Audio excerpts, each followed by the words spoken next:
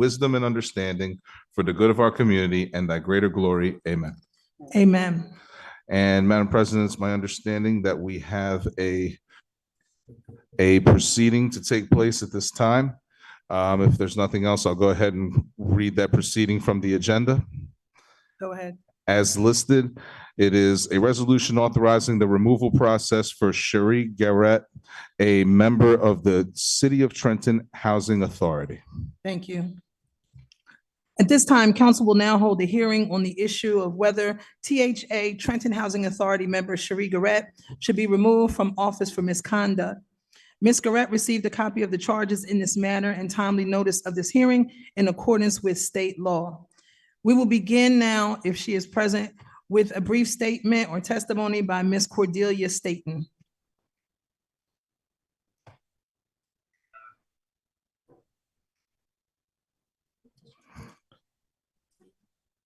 Yeah, give me a minute.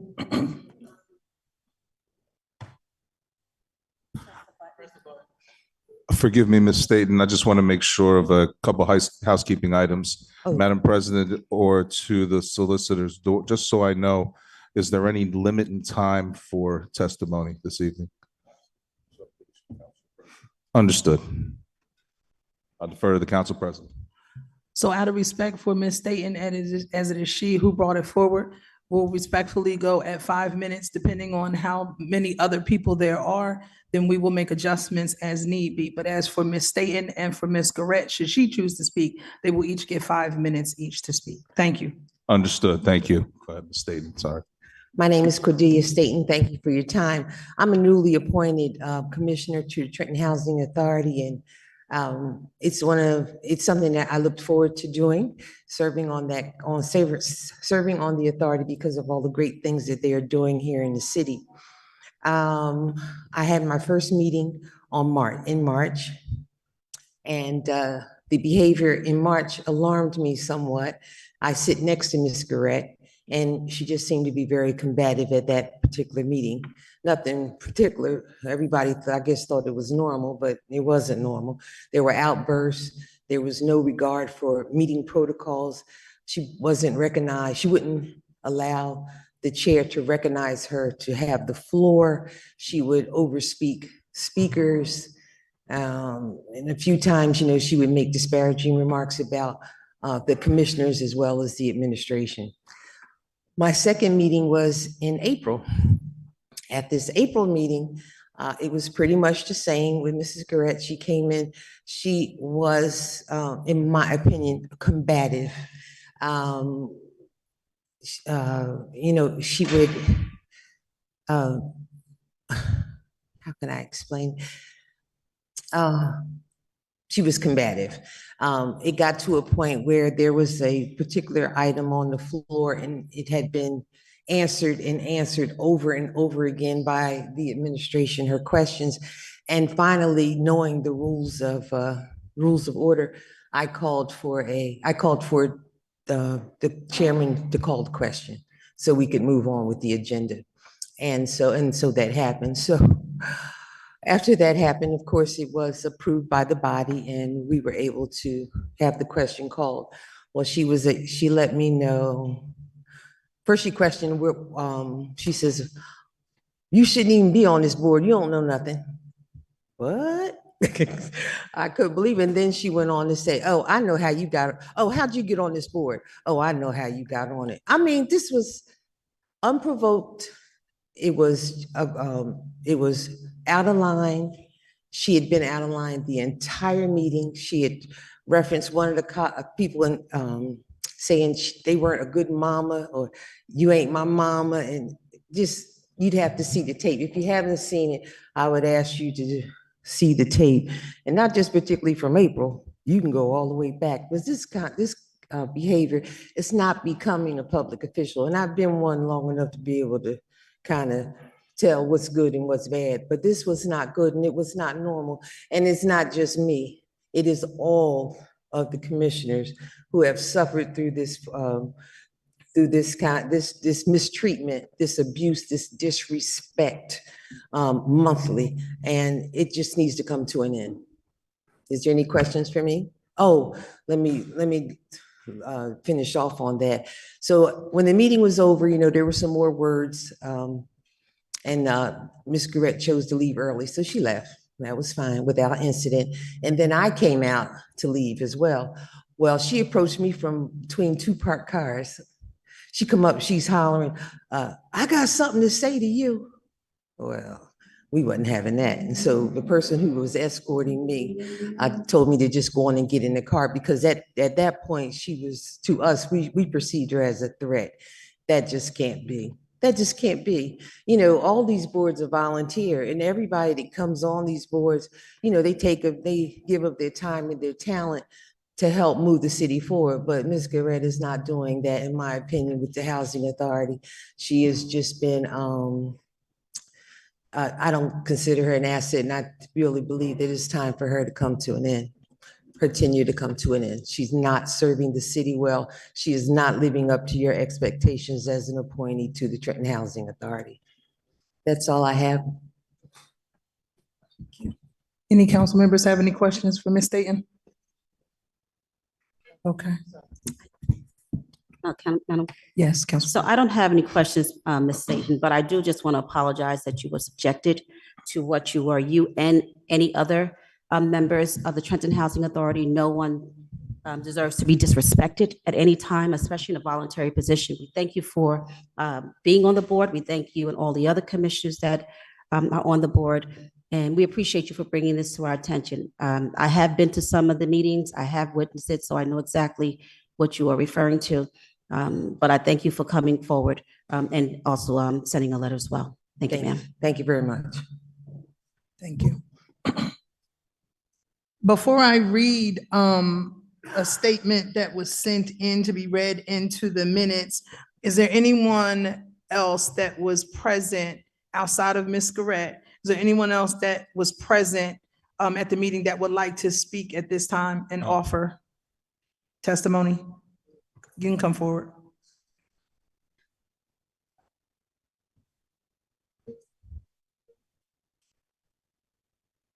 Good evening, council members. My name is David Ponton. My address is 861 Revere Avenue here in the city of Trenton. I was asked by Cordelia to come pick her up from the meeting that day. I sat in the lobby and waited for her to finish with the meeting. Ms. Garrett did walk by me, went out the door, and when Cordelia came, I grabbed her bag and started walking out. And you ladies know me, that I do protect the women that surround me. The women that I love, I protect them. So we got halfway to my car, which was parked on the other side. And all I could hear was these threatening words coming from a woman. When I turned around, it was Sherry Garrett. Dee Dee said, Dave, come on, let's just get in the car. I opened the door for her, put her in the car, put the bag in the car. She was still yelling and screaming and cursing at Cordelia. I got in the car and pulled off. I didn't think that was very kosher or respectful, and I do believe that she needs to be removed out of the safety of Cordelia and the other members of the commission. Thank you. Thank you. All right. At this time, I'll read a letter that was received from the chair. They asked that this be read into the record tonight. Dear council members, the 6 undersigned Trenton Housing Authority commissioners are writing to you after a recent April 11, 2024 letter sent to you by our colleague, also on this letter, THA Commissioner Cordelia Staton. We will not repeat the allegations contained in Commissioner Staton's letter, as we trust that you are familiar with the contents of that letter and the specific information contained therein regarding the behavior of THA Commissioner Sheree Garrett. Unfortunately, the behavior exhibited by Commissioner Garrett, as described by Commissioner Staton, is not limited to that one meeting.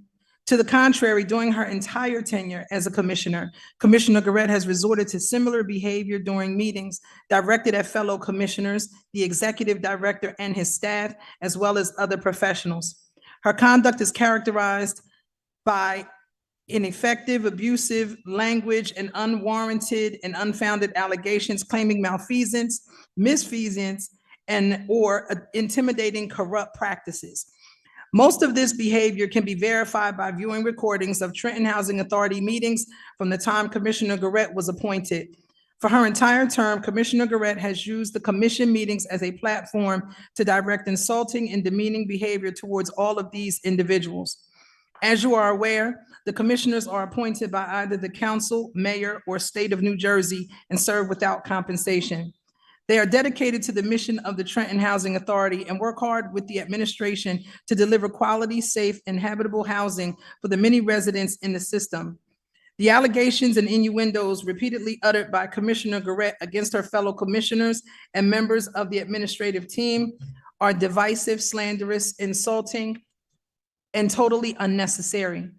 This behavior also undermines the morale of the hardworking THA administration and staff. Examples of Commissioner Garrett's behavior can be excerpted in some recent communications between commissioners, administrative officials, and others. For example, in a November 7, 2023 email exchange between commissioners regarding a corrected agenda for the following day's meeting, Commissioner Garrett emails as follows, quote, "Why do we have two presentations for 2-hour meeting? The main purpose for the meeting, the monthly meeting, is to review and investigate the THA administration's departmental reports and activities aligned with the state and federal statutes for implementation of policies and directives. If Gary Gentry bullies or obstructs commissioners' duties at tomorrow's meeting, he will be written up. Why does Simone Lopez have a THA email address?"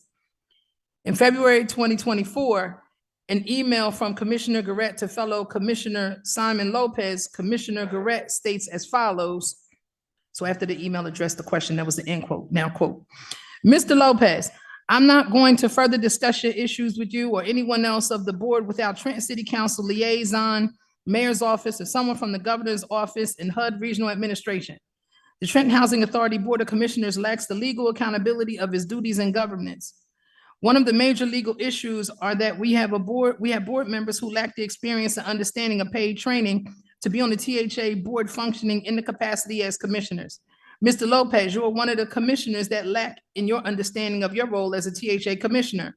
I'm not electing to be your psychologist or psychiatrist, hire one," end quote. It should be noted that at no time has HUD or any other governing agency indicated that the current Board of Commissioners was insufficiently trained or lacked competence to address the numerous issues that come before it. Unfortunately, Commissioner Garrett also directed communications directly to HUD officials, maligning the performance of the executive director and the competencies of her fellow board members. Again, no basis for these allegations was ever provided, and most importantly, no such evidence exists. Most recently, as demonstrated in the video of the April 10th Commissioner meeting, Commissioner Garrett, at approximately 53 minutes into the video, responding to Commissioner Staten's motion to call the question on the item, displayed her disagreement with the parliamentary motion by making personal attacks on Commissioner Staten and Commissioner Green. Specifically, Commissioner Garrett's comment directed to Commissioner Staten was, quote, "I don't know how you got on the board, but I do know how you got on the board," end quote. This caused all the other commissioners to react, including Commissioner Green, who remarked that Garrett's comments were disrespectful. Commissioner Garrett responded to Commissioner Green asserting, quote, "You ain't your own mama because you have no self-control," end quote. Garrett further chided Green for the late arrival to the meeting. Circumstances Green later explained was due to a death in the family and other events. As you can see, these small samples demonstrate a pattern of behavior that is abusive, creating a toxic environment, not conducive to that status of a commissioner appointed to the Trenton Housing Authority by the council. Again, reviewing applicable videos of other meetings dating back to Commissioner Garrett's appointment display the same behavior over and over. It is time for that behavior to stop. The only way for the behavior to stop is to remove Cherie Garrett from her appointed position and/or to decline her reappointment. If City Council decides to initiate the removal process, the remaining THA commissioners and staff are available to provide supporting documentation, video evidence, and personal testimony. At a minimum, the 6 other commissioners of the Trenton Housing Authority respectfully request that City Council decline the reappointment of Commissioner Garrett to another term at the conclusion of her current term, which expires in June 2024. Thank you for your consideration. Very yours truly, and it is signed by Darlene Weldon Gordon, Chairperson, Gary Gentry, Vice Chairperson, Tanzania Green, Simon Lopez, John Raines, and Cordelia Staten. It was CC'd to Mayor Reed Gassiora. At this time, if Ms. Garrett would like to come forward and make a statement, we invite you to the podium.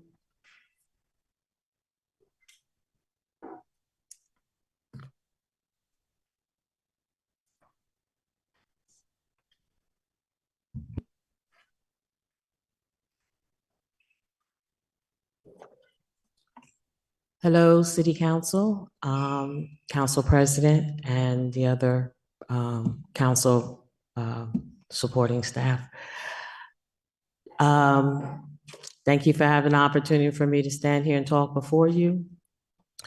If my conduct was anything like you just read, you're right. I don't need to be on the board. It's a bunch of junk. My contribution is to follow the policies of HUD and to represent the city as an appointed official. I was appointed by the city council. I did submit the video to you. Did any of you see it? Yes. Okay. So this is exaggerated. The only person on that board has been taking the description of the behavior is me. So I don't conduct myself like that. I do not charge. I don't, I do my homework. I do my due diligence. The other 6, I can't say what they do and don't do, but from me being on there for 2 years, they're not reading material. They're not doing their due diligence. They have an issue with me looking over the material. We're only there once a month. We provide oversight and monitoring. I don't really think that they really understand that that's what the position is for.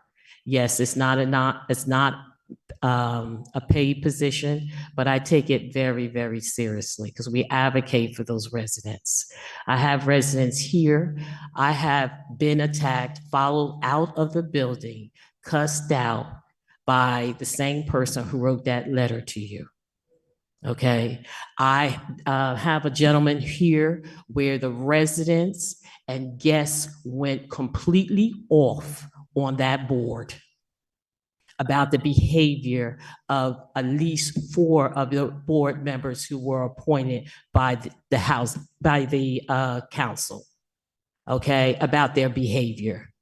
The residents have stated that the conduct of the board and how the stuff that they said in there is they took their behavior and reflected it on me to make it seem like that I'm this monster or this boogie person. Cordelia Stanton, I said what I said to her, yes, but I didn't attack her or abuse her. I don't do that. It's no need to. I'm not an angry person. Far as me, after the meeting, I was coming out with my food. They always feed you after the meeting. She said in the meeting, if you've seen the video, she said she made the statement as she put in her letter that I attacked her at the meeting. I didn't attack her. I made a statement, but it wasn't in a manner that she's describing it as. If that's how she took it, that I can't control that. All I said to her as I was exiting the building right behind her, because she was in an irate position, I just said to her, I just want to say you kind of misrepresented yourself upstairs. That's all I said in regards to someone that you say came at you the way you described upstairs. You remember you were a deputy clerk, because that played out in the newspapers. She said I was crazy, and I just told her she was being an A. And I went to my car. I didn't yell at her. I wasn't irate or anything. I just went to my car like I was going into my car. That's it. So I don't know really and you can look at some of those, it's up on YouTube. The issue also is that the minutes. So when we're going over stuff at City Council, they're not putting the information, the stuff that we're covering. in the minutes because it protects the board. It allows you to be able to look at the progress and how we are monitoring oversight of that board. They are putting stuff in there, and that's why I went to the HUD regional office, because they're leaving us out there that we can be liably sued. So they're just putting in the minutes like Commissioner Gray asked the question and Mr. Garrett answered it. That's not minutes. It's nothing in the minutes. You can't, the minutes is to protect the board, to show that we are providing the oversight and the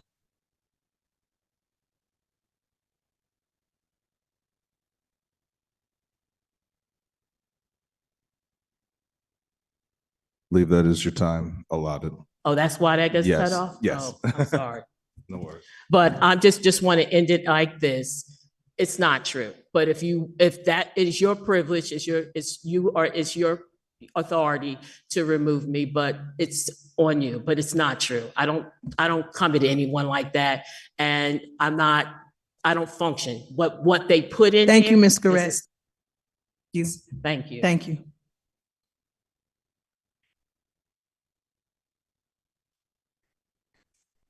At this time, I'll ask for a motion to remove Ms. Garrett as a member of the Trenton Housing Authority. So moved. Second. Mr. Garcia. Oh, okay, so we're moving the resolution on the agenda. We can do it now, can't we? And that vote is being taken now, correct? Yes, Okay. thank you. Roll call, Councilwoman Edwards, Yes. Vice President Figueroa Kettenberg, Yes. Councilwoman Frisbee, Yes. Councilwoman Gonzalez, Yes. Councilman Harrison, Yes. Councilwoman Williams, Yes. and Council President Feliciano. Yes, Motion carried. Mr. Garcia, you can. Certainly. Thank you. With your call, Madam President, that brings us to the point of public comment. If we could have the public comment clipboard, please. And just so all members of the public know, public comment also is 5 minutes long. You may address any item that you wish. And the council is not obligated to respond. Madam President, it appears we have 12, 13, 14, 15 individuals listed. I'll take that as well. Thank you.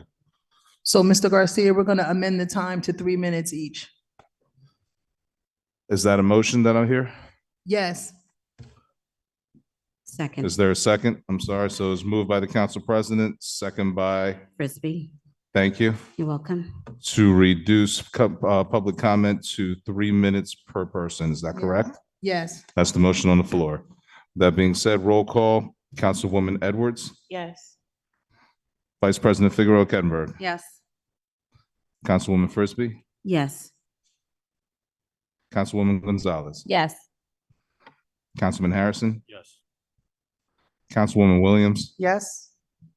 Council President Feliciano. yes. Motion carried.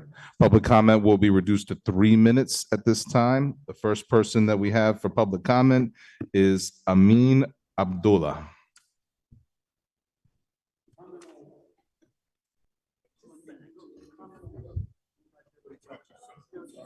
He may have thought it was silent. Oh, okay.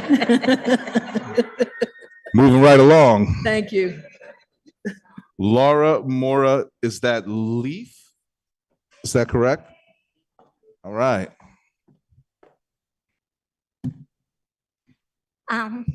Let's see. Good evening. My name is Laura Lial. I live in 528 Gladstone Avenue, Trenton.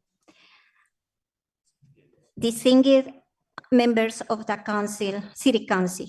This afternoon I came to give my support on the ordinance proposed 2440 by Councilwoman Yasminelli Gonzalez.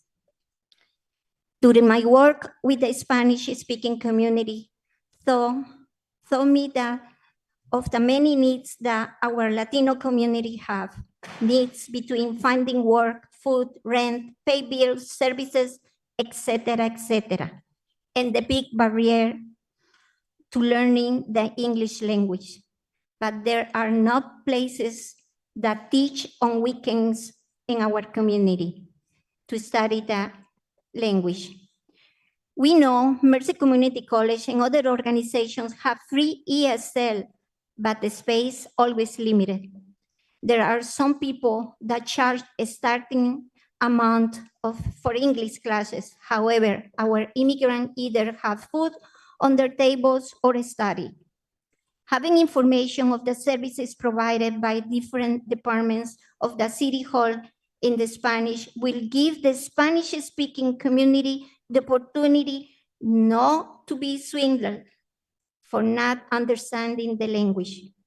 Many of our immigrants that do not speak English use office services in Trenton where they charge for giving information or fill out some forms. With the experience that I have working in Trenton, I say many people are afraid to visit the City Hall for information because language. That is very frustrating for a humble and working community which is slowly adjusting to the city.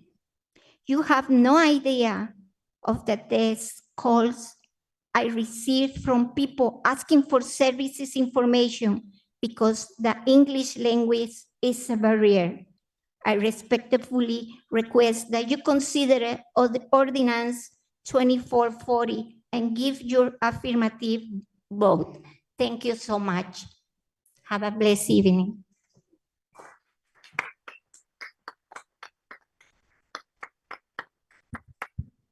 Waldemar Ronquillo.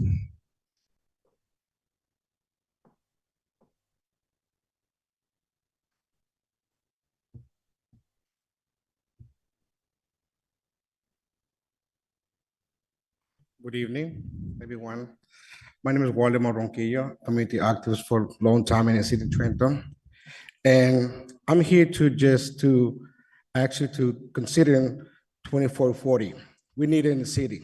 Why we need it? Because we have a lot of new arrivals, and like Laura will say, a lot of people, when they need to fill out the form, they charge between $40, $60 to fill out application. Even for work applications, they charge these people. So if you consider put this in both language so that people understand, especially when it comes to the city hall, some people don't understand English and they calling me. I said, how can I fill out the paperwork? And I just come tonight, can you please consider to put this 2440 pass it tonight? I really appreciate it. Thank you so much. Sam Koenig.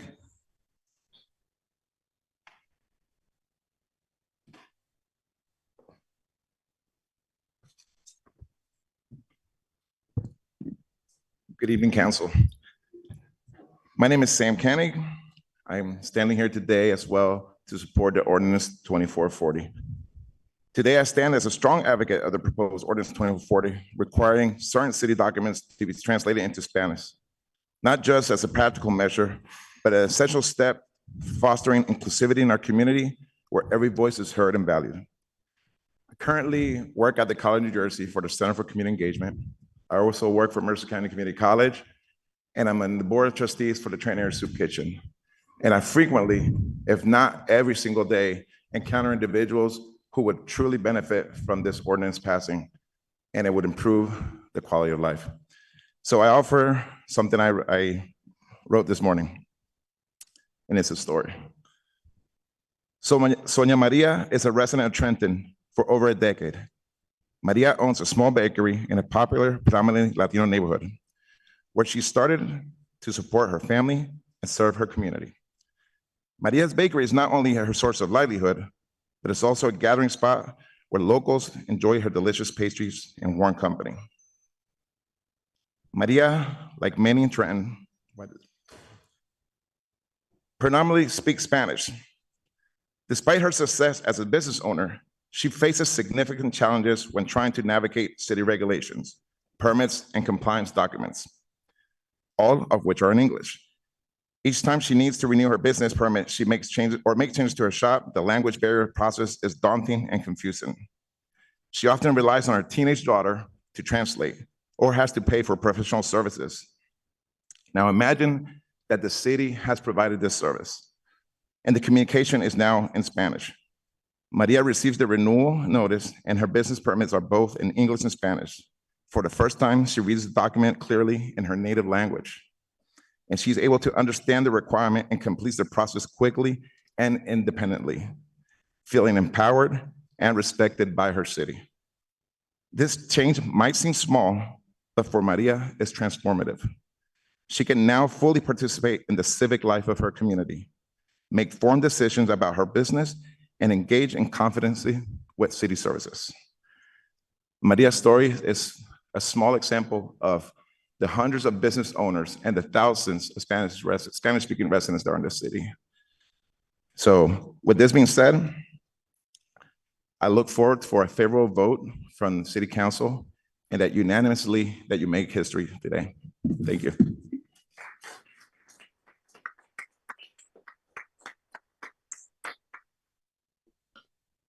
Juan Roland.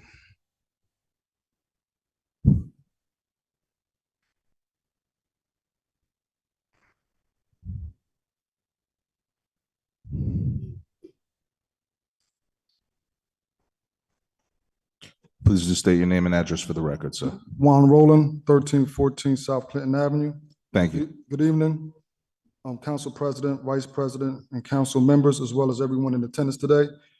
Before you tonight is a resolution for the city coronavirus fiasco recovery program.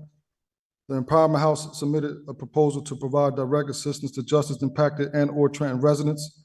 If council votes on our resolutions tonight, we will begin to launch our 2-year program that includes financial literacy, anger management, and relapse prevention with a collaboration partnership with Mercer County Path Forward. We anticipate to assist over 200 residents with previous criminal records and/or individuals who reside in the city of Trenton who may just need some education on those areas, because we believe in Empowerment House that prevention is one of the best cures. Also, to also deliver in the language where people understand, which is one of the main focus tonight. People that have either lived through that situation as far as adversity and also now are dealing with resiliency. I would like to also acknowledge everyone in this room that I have played a part in our growth within the city of Trenton who are sitting in our areas today. And the signs of approving this resolution just shows how much of an investment you guys are willing to invest in. And all we asking is just 1%, and we'll work for that 99. So I appreciate you guys for hearing us out. God bless.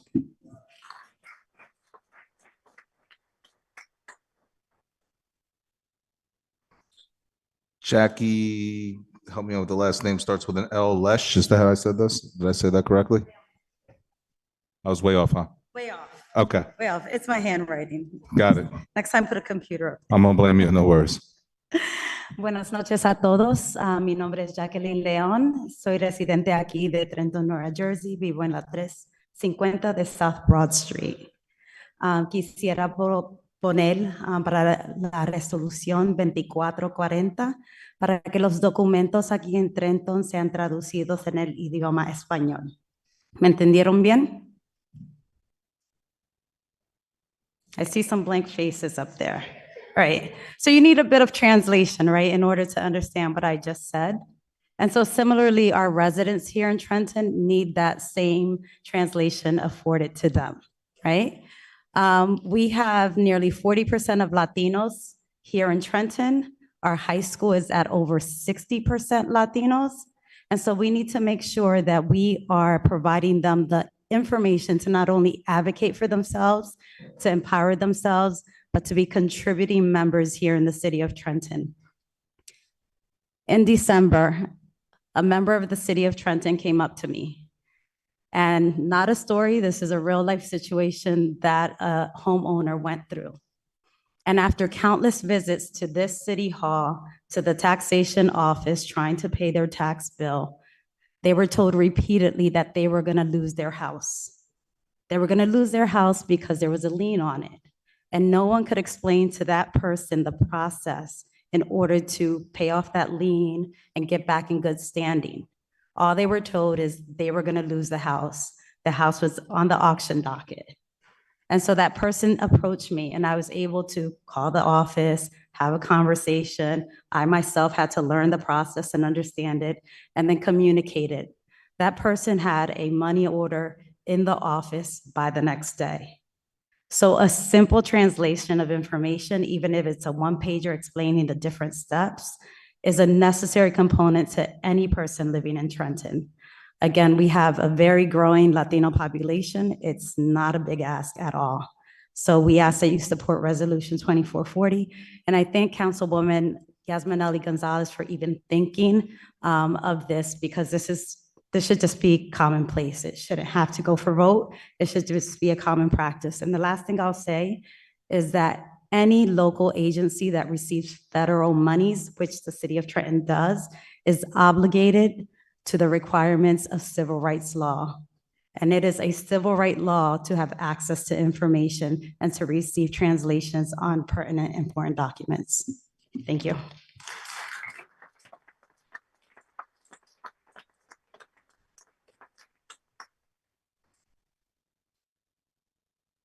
Kathleen Deal.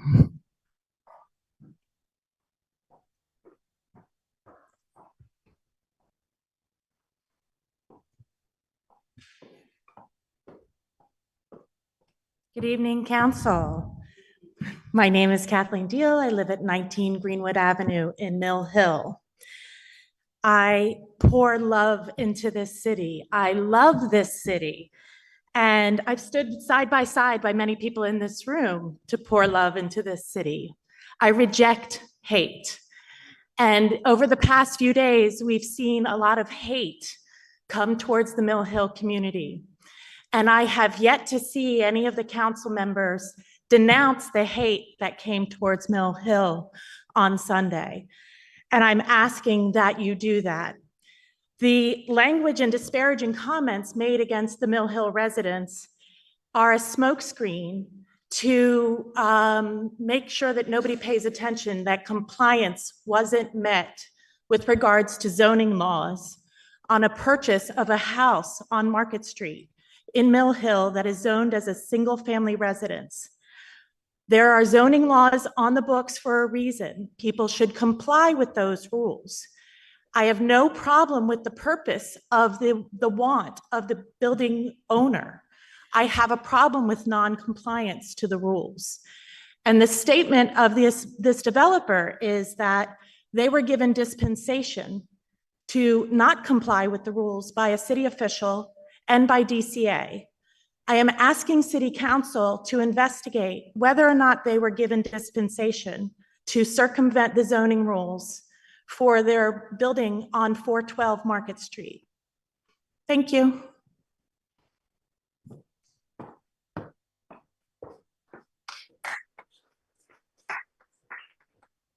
Frankie Williams.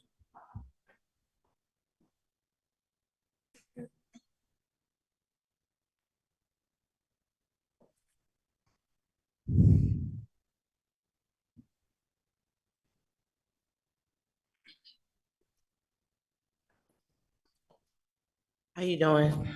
This is my first time talking. So my name is Frankie Williams. I came here from Brooklyn, New York when I was about 5. I'm 42. I'm a female, born a female. When I came here, it was a lot of spiritual abuse going on, with a lot of demonic things going on, even in Trenton now. A lot of snakes actually in human form. And I encountered that in 2020, and it made me look back on everything, and where everything wasn't random events, everything was really connected. I signed some money over to my caregiver, which was on my birth certificate when I was 18, because she was the only caregiver I knew. And that was the worst experience, period. So people in Trenton still think I must have this money.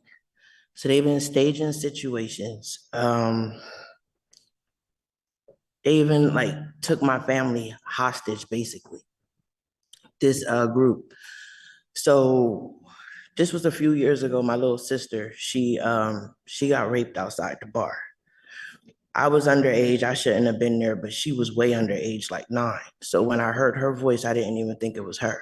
till the next day, this group started mocking me from Stuyvesant to the section. They've been bullying me all my life since I've been here. And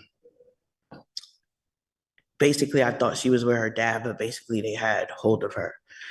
These people switch kids at birth. These people will have somebody pregnant at the same time I'm pregnant and will switch at birth. They will tell you you're pregnant with a boy when you're really pregnant with a girl, all for inheritance money. And I saw that when I went to the hospital. So now these people have been creating situations, whatever they do to me, they say I did to them. Then they're starting to try to put me into some fake initiation into some type of cult like Illuminati. I went to the hospital for chest pain. Then that's when they did surgery on something else. When I came out of there, I have sensors in my anal. This cult puts sensors in your anal to get full control over you. It's not funny, but it's true. And that's how they do a lot of people. And this is a very, very demonic cult that deals with snakes and they don't care.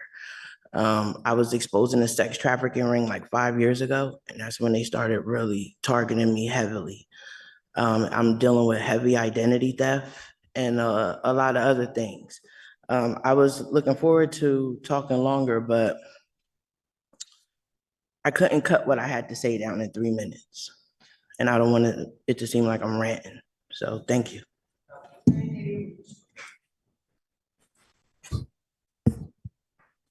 Elijah Dixon. Okay. Kristen, is that Brown? Okay. Austin Edwards.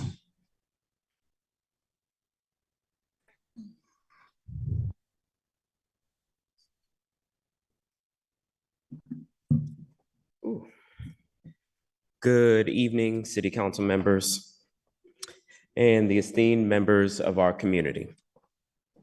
As you know, my name is Austin Edwards. I'm here representing the Trenton NAACP, and I stand before you today with a heart full of gratitude and appreciation on behalf of your decision to support the Crown Act.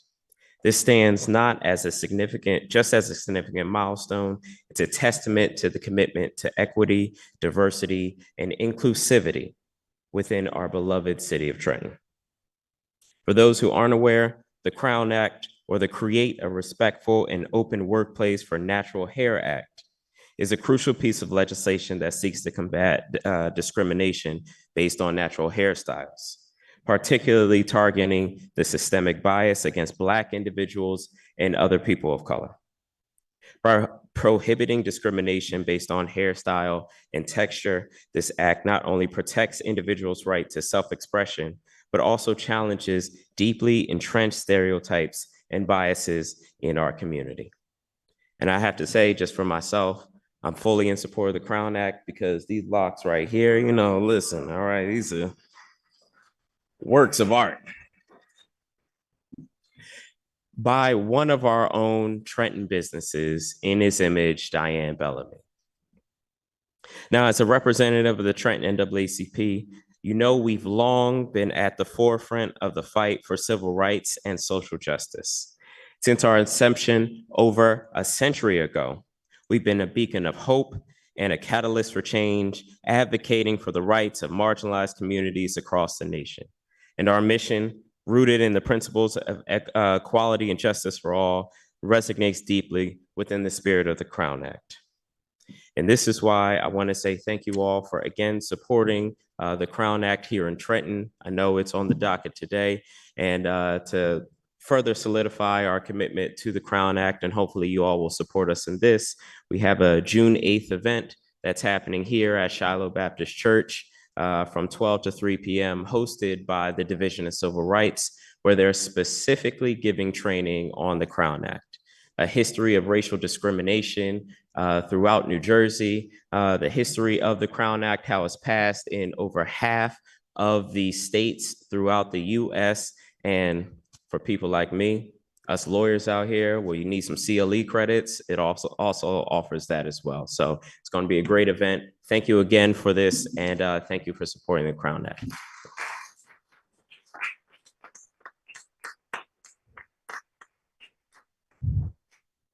Elmer Sandoval.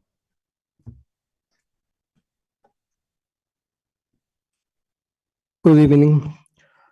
My name is Elmer Sandoval, 129 Washington Street for a long time. And I'm here in support of the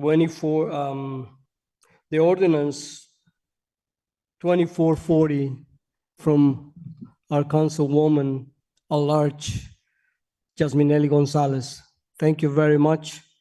Two things I'm going to say about this ordinance. It is very important to pass it on.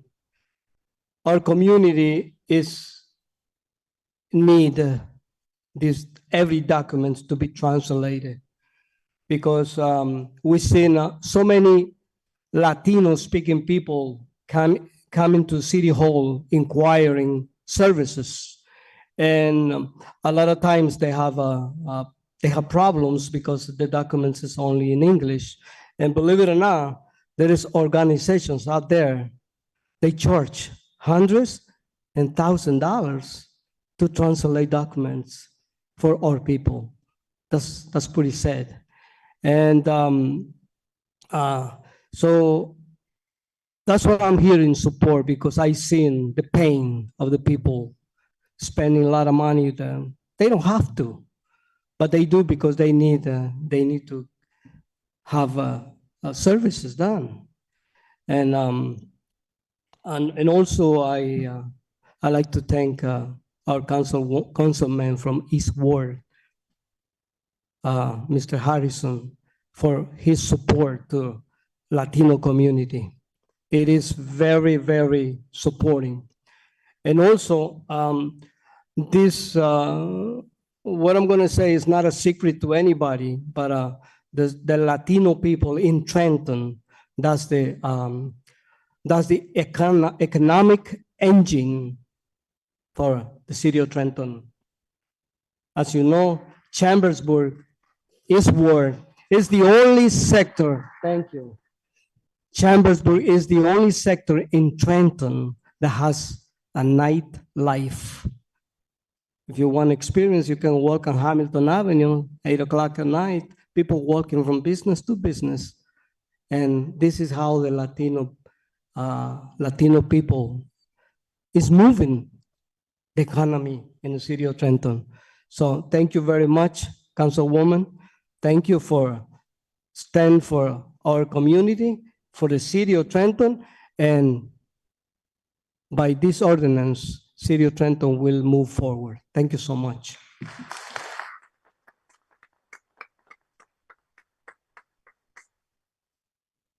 Edwin Benavides.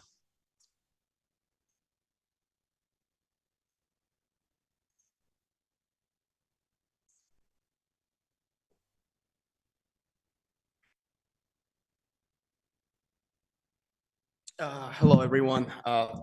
Just wanted to comment on ordinance 2440.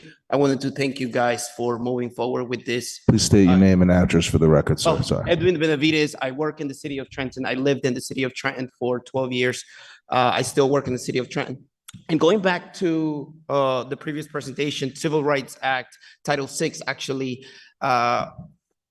forces anyone receiving a federal grants, federal money to make these documents in the language of the people that lives in that particular area, whether that may be Spanish or any other language. In other places, Mandarin. In other places, it's Hindu or other type of languages. In this case, it's Spanish. Not only does it forces the local governments to make the documents in Spanish, but also to train city workers on how to treat individuals that don't speak the language. Because it's been many cases in where I see Spanish-speaking individuals who come to the city hall and they don't know how to explain something, and the individual gets aggravated by this. We have to train city workers on how to treat individuals that don't speak the language. They may have their own biases, their own ideas. Oh, they should learn English. And they can have that, but those biases, those ideas have to stay at home. Because at the end of the day, these individuals contribute to our city. Simply, let's start with rent. Part of the rent goes to taxes, right? Property taxes. So those property taxes help us pay for school, for the police, for the fire department. So we benefit from those individuals. So not only the documents to be in Spanish, but also for us to train, to provide training for individuals that work for the city. Again, that is the right thing to do, but it's also the legal thing to do. And I wanted to say thank you guys for coming up with this 2440 ordinance. Appreciate it.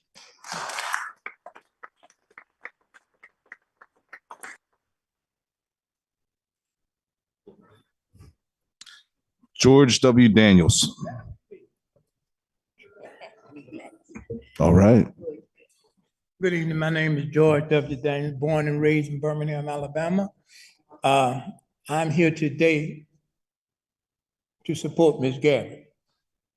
Ms. Garrett is a commissioner at the Trenton Housing Authority. I'm not here to throw anybody under the bus. I'm not here to talk against anybody. I'm here to speak for Ms. Garrett. That's the only reason why I'm here. Oh, and for that gentleman that just was up here, what he just said makes a lot of sense because my people have been trying to get that for 400 years. So I just want to let him know I'm down with him. But I'm going to speak with Ms. Garrett because I think she was doing a wonderful job. Oh, by the way, I retired from Trenton Housing Authority, but I'm not here to talk about that. I'm here to support Ms. Garrett because of the work that she was doing with the tenants. She was working well with the tenants, having meetings, trying to do different things for them, trying to be help them with their social stuff, help them with their checks, medicine, and all that. I think she did a wonderful job. And so I would like to see Ms. Garrett stay on the board of the Trenton Housing Authority. If Ms. Garrett don't stay on the board of the Trenton Housing Authority, then I'm going to begin to think that this is another public lynching for a Black woman in the city of Trenton, like we had with Miss McBride, but we're not going to go into that. But what I would like to say is, I would like to know what is the plan for the city of Trenton, for West Trenton. I live in the West Trenton. Then I would like to know what the plan is for North Trenton. Then I would like to know what the plan is for South Trenton. And I would like to know what the plan is for East Trenton.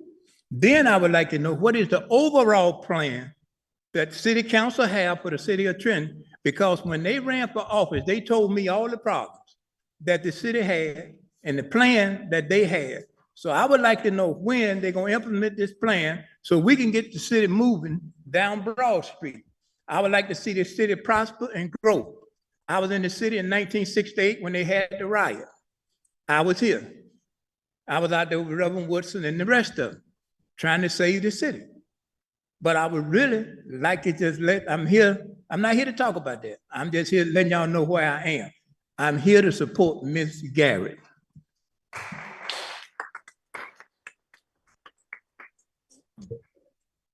Darren Freedom Green.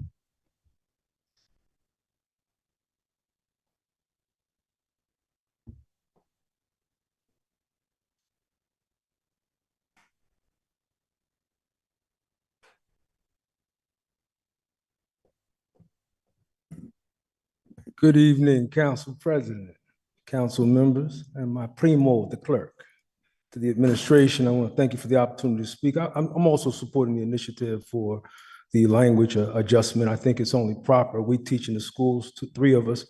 And again, the dominant population is the Latino community. My point is simple and short. I'm not from the Latino community, but I'm for the Latino community. I think whenever we sit in this city, part of the sick history is we only stand when something happens to us. So I'm hoping tonight we can get into a different space mentally and begin to understand when anything has happened to any of us, is happening to all of us. I think that language barrier is damaging. It makes us think and keeps biases going. And it's only important for the city to reach out. I would say we need to start considering something to do with the North Trenton population. There's a rich Polish community out there that nobody talks to. I think there's a Haitian community in East Trenton that would like to be a part of what the city is doing. So I'm just saying, whenever we start to look at what this city needs, I think a comprehensive conversation needs to be had. And again, I'll close tonight saying I apologize to Mill Hill for all the language that's been used in that direction.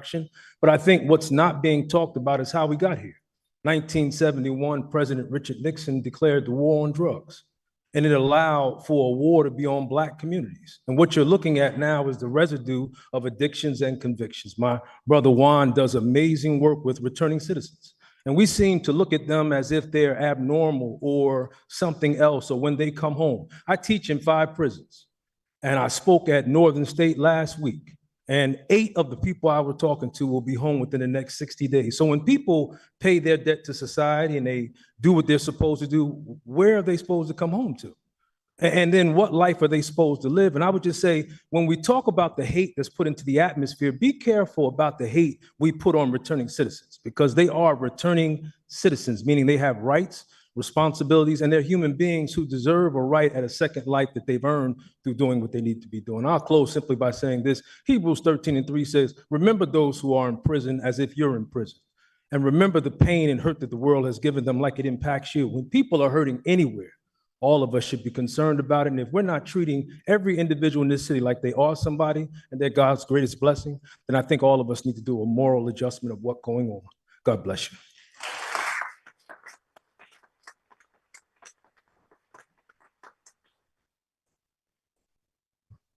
Madam President, that is all the public comment that I have this evening. And you may start with whomever you like for public civic comment. Thank you. Councilwoman Williams. Respectfully, Council President, I'm gathering my thoughts. May I ask respectfully to hold my comment towards the end, ma'am? Councilwoman Edwards. Thank you, Madam President. Good evening, everyone. It's great to see you all here today. Buenos noches. Listen, we habla comprehend and yes, Paquito, yes. You understood that, right? No. I'll start off on that note. All jokes aside, I think it's very important to have everything translated into Spanish. Our Latino community is growing vastly in America, especially in New Jersey, especially with the Texas governor shipping everyone here. We've received over 100 buses, if I'm not mistaken, of refugees from all over the Latin community. So it's important for us. The language barrier divides our communities, and we should be living in harmony. It is true that our education system consists over 60% of Spanish-speaking students. So it's important for them to have access to translated documents and information, as well as the parents too. A lot of the times the students are helping their parents translate things. And if the child does not understand what's going on, it's hard for them to be able to translate that. So we need to make sure we are ahead of that. I work for Congress for a living. Years ago, we had every document translated. Everything that we put out is translated into Spanish. All of our forms are in Spanish and available in English, and we have the capability of translating them to other languages as needed. And I think it is important, especially for our local governments, to do the same. Mental Health Awareness Month. As you can see, all of us are wearing green on the dais, and that is because of Mental Health Awareness Month. And on that note, I want to speak to all of the gun violence that we're seeing recently in our community. A lot of those underlying issues are mental health issues. And it's important for people to be aware of that. And I hope that people seek the services that they need. And those of us that are in the community with boots on the ground, I hope that, as you're out there in the community, that you're talking to people and getting them to get the help that they need.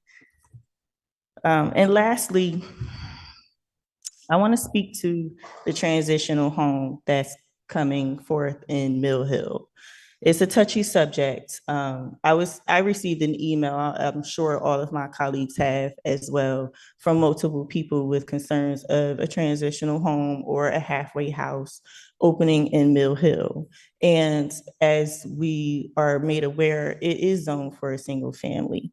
All of that to the side, I think transitional homes are good for our community. I think that people returning back to Trenton, Trentonians returning back to Trenton should have access to transitional homes so that they can re-enter society and feel a part of the neighborhood. It's a part of their mental rehabilitation as they're returning back to the community from prison. And but with that being said, there's a way to go about doing that. I don't think that it's fair to force that on a community without their knowledge beforehand. I think that this organization that is opening this business or this transitional home should have actively participated in the community. In Mill Hill Society, they host monthly meetings, and the organization should have spoken to them about it to at least get everyone on the same page. Reassurances needs to be had because there is a stigma on people returning from prison. There is a perception that they could be violent. Your safety could be jeopardized, whether that be physically or theft or any type of vandalism or violence, and that's only fair for them to be made aware that this would be happening. So with that being said, I did get with late last night that there were remarks made over the weekend, and I won't speak to who said that because I haven't yet talked to that person. But I do want to publicly denounce the racist remarks because this is not about race. This is not about race. This is about safety and comfortability of a community. This is about the rehabilitation of returning citizens. And there's a way to go about doing that. And not everything is about race. It's just about proper protocols and respect, number one. And on that note, I hope you all have a great evening.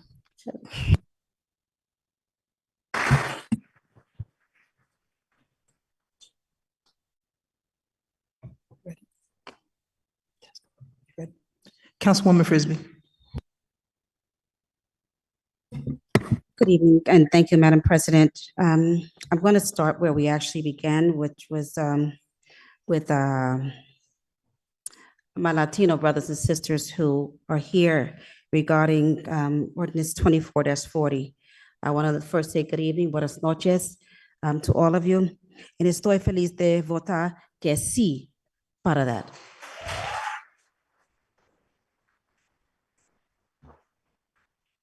It's like Jackie came up and said, and I appreciate that because that gives a hard reality of those of us who, when you are into a room and everybody's speaking a language that is different from what you are speaking, it is difficult. And if you have to catch some every so often, what I just said was I am happy to vote for that ordinance for those who didn't understand when I spoke in Spanish.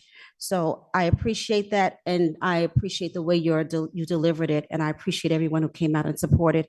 And I'm very excited to support my councilwoman at large, Yasmeli Gonzalez. I applaud you for actually bringing this to our attention. Next, I did want to address Austin Edwards from the NAACP. He did leave. I want to commend Council President for the Crown Act that she brought to the table. I like wearing my hair natural. Nobody should determine how I wear my hair or how you wear your hair.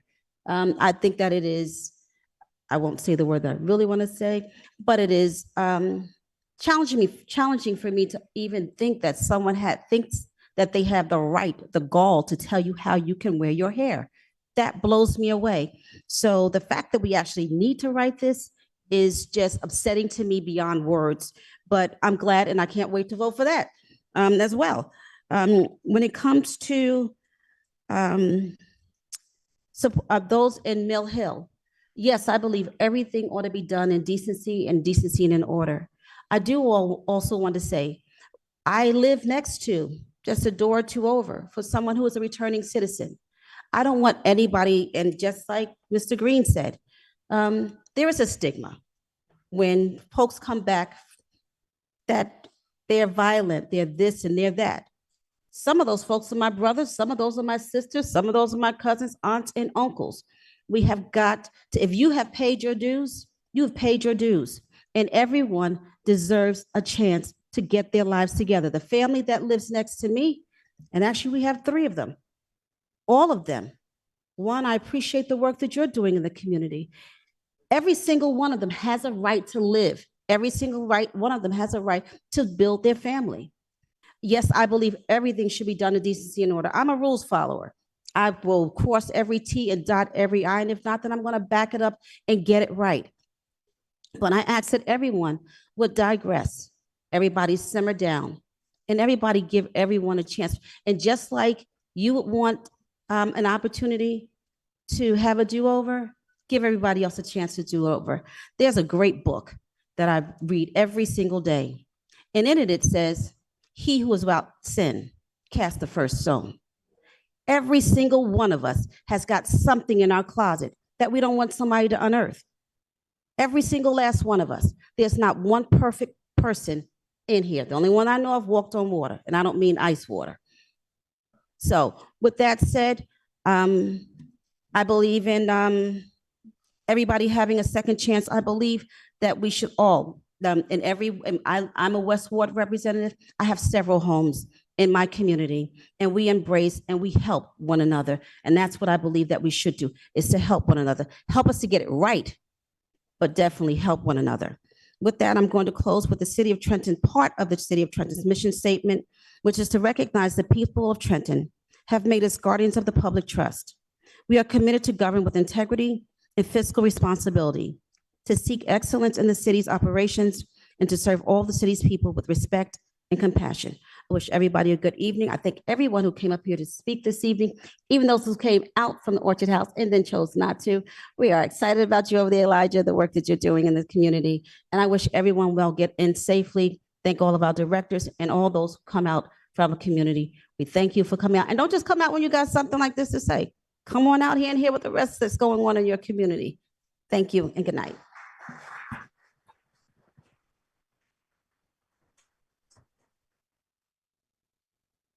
Councilwoman Gonzalez. Thank you, Council President. Thank you, everyone, for being here this evening.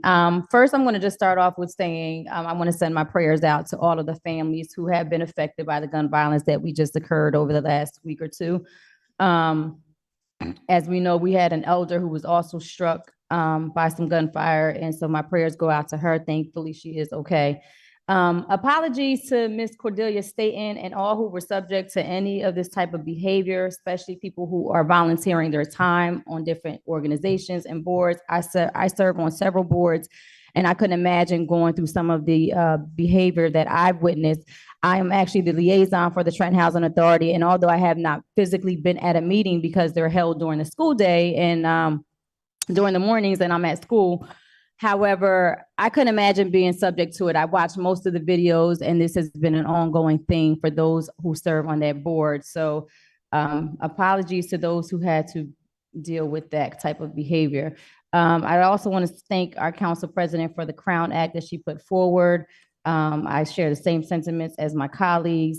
I also want to say to Empowerment House, I think it's well deserved. You know, I'm very proud of Juan. Juan and I grew up together from Lamberton Street. And so I'm proud to see all the work that you have done in the city of Trenton. And I'm looking forward to supporting that. The Mill Hill, my council colleague, Edwards, and of course, Darren Freedom Green said it, hit it right on the nose, and Councilwoman Frisbee. We don't promote hate, and I have no idea what happened on Sunday. We don't promote that. That is, everyone knows how much I love everyone, even those who have done me wrong. But I do want to see us follow the zoning regulations. Yes, we do agree with that. I don't think anyone should have, there shouldn't be any favors being done. However, as stated before, our returning citizens are citizens, and they are coming home and they deserve to live wherever they choose to live. But we do want to follow the correct regulations. As far as the people who came out, thank you everyone who came in support of 2440. Just a quick backstory. I have about 3 more minutes. I was going to run for office back in 2017. I decided not to at that time. And the reason why I decided to run this time, besides all of the chaos that we saw on the previous council, besides our councilman Harrison here, but with all of the chaos that was going on, you know, we were all tired of some of the things that were our city being at a standstill. But it wasn't until one incident where one of our previous council members told someone from City Hall that he needed to learn how to speak English. And when I heard that comment from a council member, an elected official, that is what made me want to step up and say we had no representation on city council that was representing the Latino community in a respectful way, defending our Latino community. And so that was the reason why I decided to run for office. That was the deciding factor. Let me just say that was the deciding factor. And it was because of that, you know, my mother has broken English to this day. And certain things that she has to get in the mail that I have to translate for her. And just to hear all of the stories throughout the community meetings that I'm hearing, there are teenagers and little kids who are trying to translate documents for their parents. And so sometimes that gets lost in translation. These are people that are paying taxes here. This is revenue that we can be bringing into the city, but they don't understand the documents that they're signing. So it is a state law, and I would love to see us branch this out and actually extend this translation to other languages. We have a Polish community. As we said, we have about 30% who are Haitian, so we would love to see the Creole language also in this document, also in the future. But I'm thankful for most of my colleagues. I think all of my colleagues are in support of this. And I'm looking forward to us moving this one forward and finding out how we can make this work for the city of Trenton. And it won't be every single document, but most documents that are vital to the city of Trenton, which needs to be translated. So thank you for everyone who came out to support. Just know that I am listening as I'm in these community meetings, and I'm trying to make sure that our voices are heard as well. And just a quick thank you to all of the organizations who did some events over the last 2 weeks. We had April 27th. There were several events that went on. So shout out to everyone who did that, especially the Color Run for Autism. That was a huge success. And I got to shout that out because my kids are autistic that I teach every day. Thank you to everyone who had a part in honoring Coach Rob in the North Ward Little League batting cage. That was beautiful. It was very well deserved and very fitting for Coach Rob. So thank you to all of those who were there. But I also want to touch on something as far as us. We're getting ready to get into our budget soon, and I'm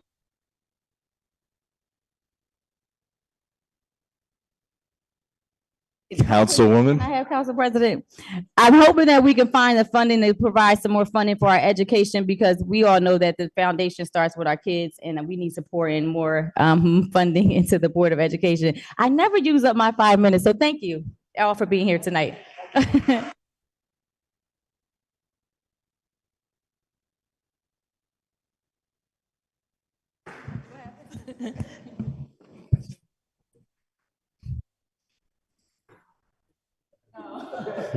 All right. Councilman Harrison. First, I would like to start off by saying how I can't believe that Ms. Staten and other board members had to deal with this.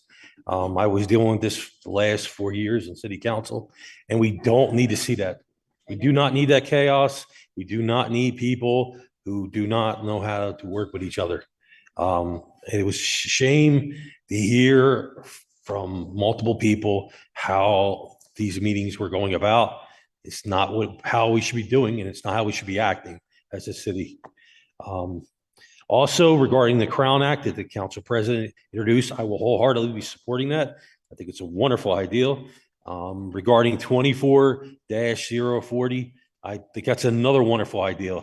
We should be having documents in English and Spanish. Regarding Empowerment House, I know the wonderful work that they do in the community. Thank you for all you do.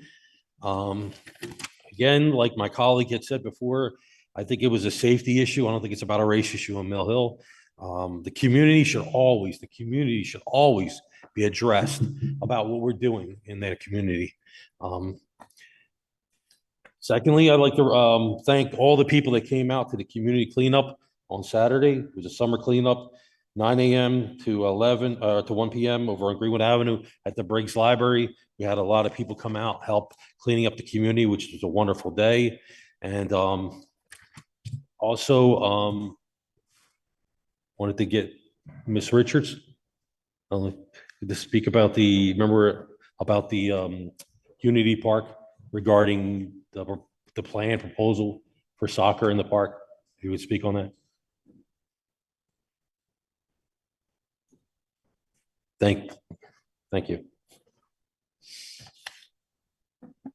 Good evening, Council President. May I address the question? Well, regarding the Unity Park soccer facilities that we are planning, we are hoping that we are going to be able to do one soccer field and one futsal. We will begin with the futsal, and for that, we have already secured the funding. And Thursday or Friday last week, we went there with 2 contractors to talk about the asphalt that we need to lay out prior to building the futsal. Basically, the futsal courts come as a one piece, and they just get installed on top of the asphalt. So that should not be very encumbering in terms of time. For the other part of the facility, the full soccer field, we completed environmental studies, and we completed topographic surveys. So the funding is secure for that as well. But now we are just in the process of working on the specifications for the court. After that, you will see it here once we get potential vendors, contractors to do the work. That should be the next phase. What's the timeline for when you think the field could be? The futsal course should be completed by the end of the summer. And then the specifications should also be completed by the end of the summer. I am expecting to put an RFP out around September, the end of September. And I hope that we will be able to award a contract at the end of the year so that we can start construction in spring 2025.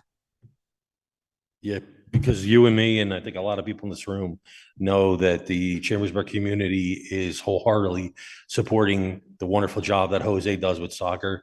And kind of like Wally does when we do the community cleanups, his staff comes out there. I know you and your staff want to see soccer become evident in that park. Unity Park is played soccer every day, all day. So I'm glad to hear that we have a timeline and we're going to be moving forward. Yes. Thank you. Thank you. Thank you, Council President. Before I get to Councilwoman Williams, Councilwoman Frisbee has something else you want to say real quick. Councilwoman. Thank you, Madam President. I wanted to say, I want to say that I wanted to thank Council President for putting 24-186 ordinance and for the clerk appreciation. That was excellent for this week. But also, some folks are not aware that it is also Teacher Appreciation Week. And we have 2 teachers up here on our dais. Council President, Crystal Feliciano, and Councilwoman at Large, Yasmin Gonzalez. So we want to thank you publicly.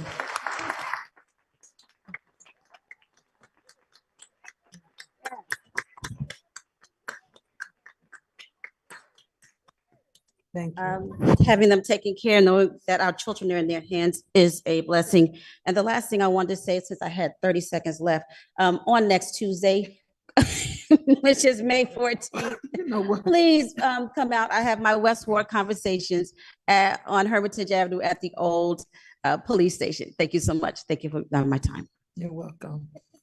Councilwoman Williams. Thank you, Council President. So I have several things to say. I'll try to be as efficient as possible. First, of course, just want to say how great it was Saturday morning to be at North Trenton Youth Baseball for the unveiling of the mural for Coach Rob and for all the festivities that happened. It was a beautiful event, beautiful symbol of how important Trenton is for our youth and how important our youth are for Trenton. And as I said there, the stone that was Coach Rob he created so many ripples and so many adults and children around the city, and we're thankful for what he was able to do. Also, I wanted to stick in North Ward for a second. On May 15th at 5:30 at Galilee Baptist Church, we will be holding our North Ward Citizen Police Advisory Council meeting. So everyone is welcome. You don't have to be in the North Ward, but please join us. It's a great conversation between the citizens and the police department. And this coming month, we're going to have Anthony Santora, Chief of Traffic and Transportation, with us to hopefully talk about some of the traffic issues we're having in the city. I know he will. And so maybe we could talk through some things. So please come and be with us. I'm very happy to support the Crown Act. It's extremely important, particularly as we've seen stories in the past couple of years with particularly in the sport of wrestling, where African-American athletes were told they had to cut their hair, which is absolutely inhumane and atrocious. So I'm very, very happy to support that. Regarding 2440, I can't tell you how thrilled I am to finally see this come, and I'll tell you why. Yes, as you can tell, I am not a very good Spanish speaker yet, but I'm trying. I'm trying. That Duolingo. Took Japanese in college. It was the 80s. That's what they told us to do. But when I served on zoning board for 14 years, and Lencio Vasquez can validate this if anybody wants to ask him, I would often ask, because we had so many Spanish-speaking applicants come, and they had to have a family member translate or someone else translate for them. And it was embarrassing as a city in the northeastern part of the United States that we did not have our own translator. And I always ask, why can't we hire our own translator? Oh, there's a state program, we can go to the state. Well, I would always ask the zoning officials, why can't we do this? Let's get the administration to do this. For some reason, it never happened. Even as chair, before I became on council, it never happened. So I am extremely proud that we are doing this finally, for in my heart, moving into the 21st century. And I want to thank my colleague, Councilwoman Gonzalez, for bringing this forth. I'm proud to serve on a city council with 2 Latinas, and that is indicative for everyone in this city. Whether you came here recently or you've been here a long time, you are welcome in Trenton, and we will be hearing you. So the issue, unfortunately, at hand, it's come up tonight. It's something not a lot of people do know about, but the issue of 412 Market. You know, some things happen when it's a tough job on city council. It's even tougher when you live in a neighborhood where something like this is going to occur. And you always have to remember one thing, and I learned this on zoning board. You have to do your job first. You have to weigh the interest of all parties. You have to be fair to everyone. Now, I've seen different things online. I've heard people say things that this council may have taken something, may have had, I don't know what that means, but I don't believe anyone in this council has ever been on the take for anything. I'm going to flatly say that right now. I think we have ethics. I think we have morals. And to my knowledge, not one person in the city government has ever told anybody they don't need an ordinance. That is not our job. That is the job of a zoning board. So anything that has to happen has to have paperwork, has to go before the zoning board. Nothing is before this council. So our job is to not say anything that may influence a zoning board that has to make a decision, a legal decision that has to come about. So when I say that, we're going to do our jobs. There are people who want us to scream into the high heavens. That's not going to happen, I don't believe, because we're here to do our job, be professional, and represent you. Now to some of the comments you may have heard about tonight. Yeah, I saw them, I heard them. They were hurtful. My wife, my children, myself, we've lived in Mill Hill for 24 years. If you saw where I grew up in Wilbur section. Junior too, yeah, even people like me grew up in Wilbur. If you see my 6 older siblings, they'll even tell you more so. I'm proud to say I'm from Wilbur. But race, anything should not come between us in the city. We can't afford it. We have to love each other, lift each other up. But more importantly, The people in that neighborhood, they're not colonizers. They're not. They're people. A lot of them, they put their life savings into those houses, and we welcome everybody. We're probably one of the most diverse neighborhoods in the city. You name it, we got it. We have multiple languages. We have folks who from LGBTQ community. We got multiracial identities, people from foreign countries. It's important that we hold ourselves to a higher standard, hold ourselves together. And I know we will be able to work this out. And having been to the church where this sermon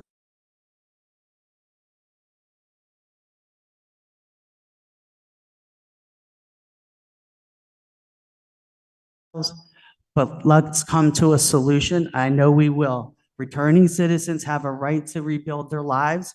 There is a process that must be followed. I think that process is going to come about and be followed going forward. And I know that Trenton will be able to see this if it is approved, not approved, whatever happens with this project, see things like this be a success, because we need to have successes.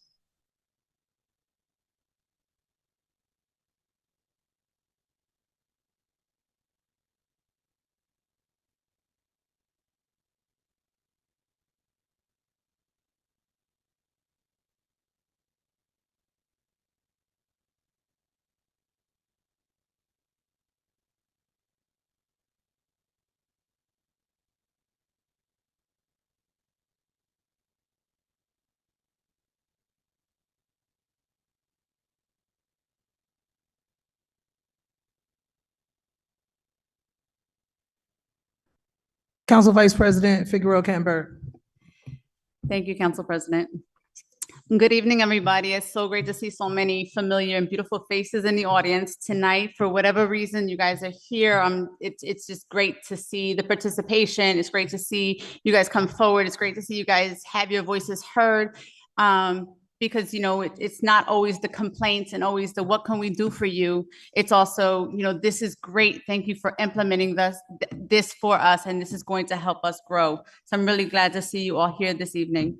I just want to start by saying that, you know, bullying, aggression, erratic behaviors while serving in a professional capacity is not something that should ever be tolerated. We should always be holding ourselves accountable, and we should always be treating each other with respect, no matter, you know, what positions that we serve. And so when issues like what came to us before council that happened with HED was brought to our attention, we took it very seriously. Nobody deserves to be treated in such a way that there's a lack of integrity. Having said that, I want to personally thank Juan Roland and family for all the hard work that you do in the community across all racial lines and boundaries and barriers. And you give back to the community in such a way where it is just, you have a light about you and everybody who works with you within your organization. And I'm really happy that there is funding on the table for your organization, because I know that it is going to go to the greatest of good. So congratulations.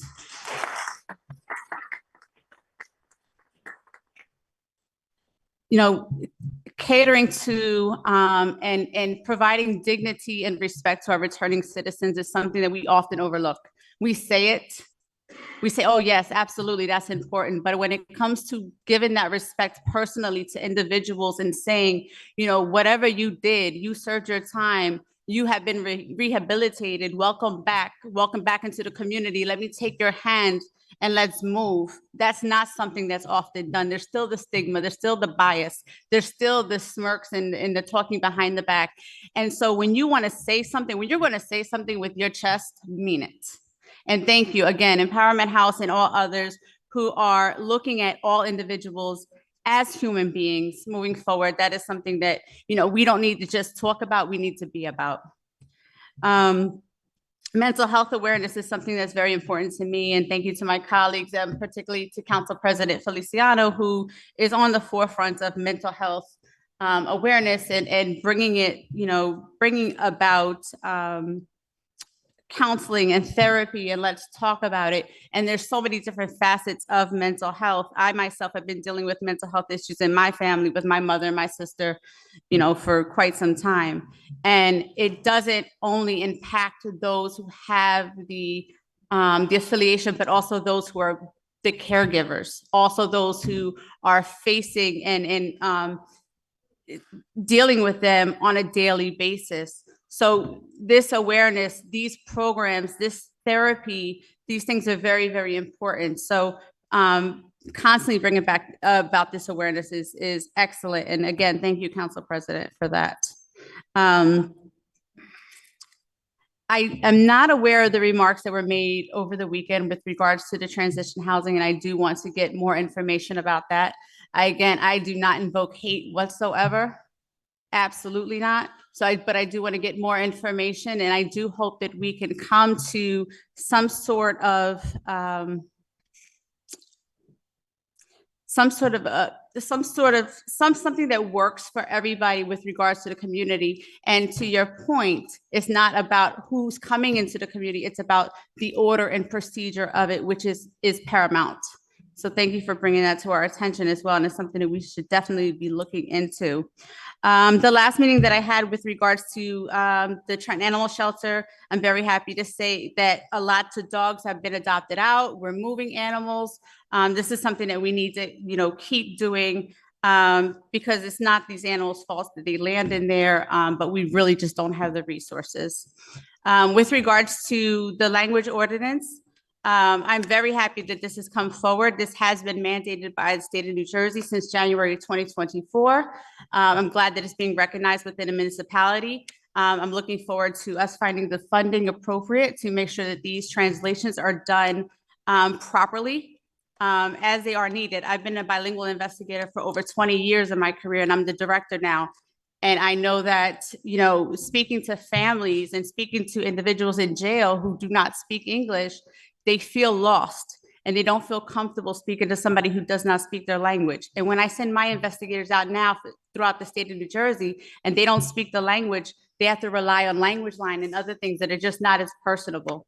So, you know, these things just meeting people where they are and being able to validly communicate so that they understand exactly what's going on is extremely important. And I know that's my time. With that, I just want to say, please join Councilwoman, Council President Feliciano and myself on Wednesday, May 15th at ladder number 2 on South Broad Street, 714 to 720 South Broad Street, along with our fire director and hopefully our Trenton Police Department and traffic to come and talk about safety and response within the community and parking too close to the curb for the fire trucks who are trying to maneuver around the city. So please join us again Wednesday from 6 to 8 on May 15th. Thank you guys so much. Have a wonderful evening.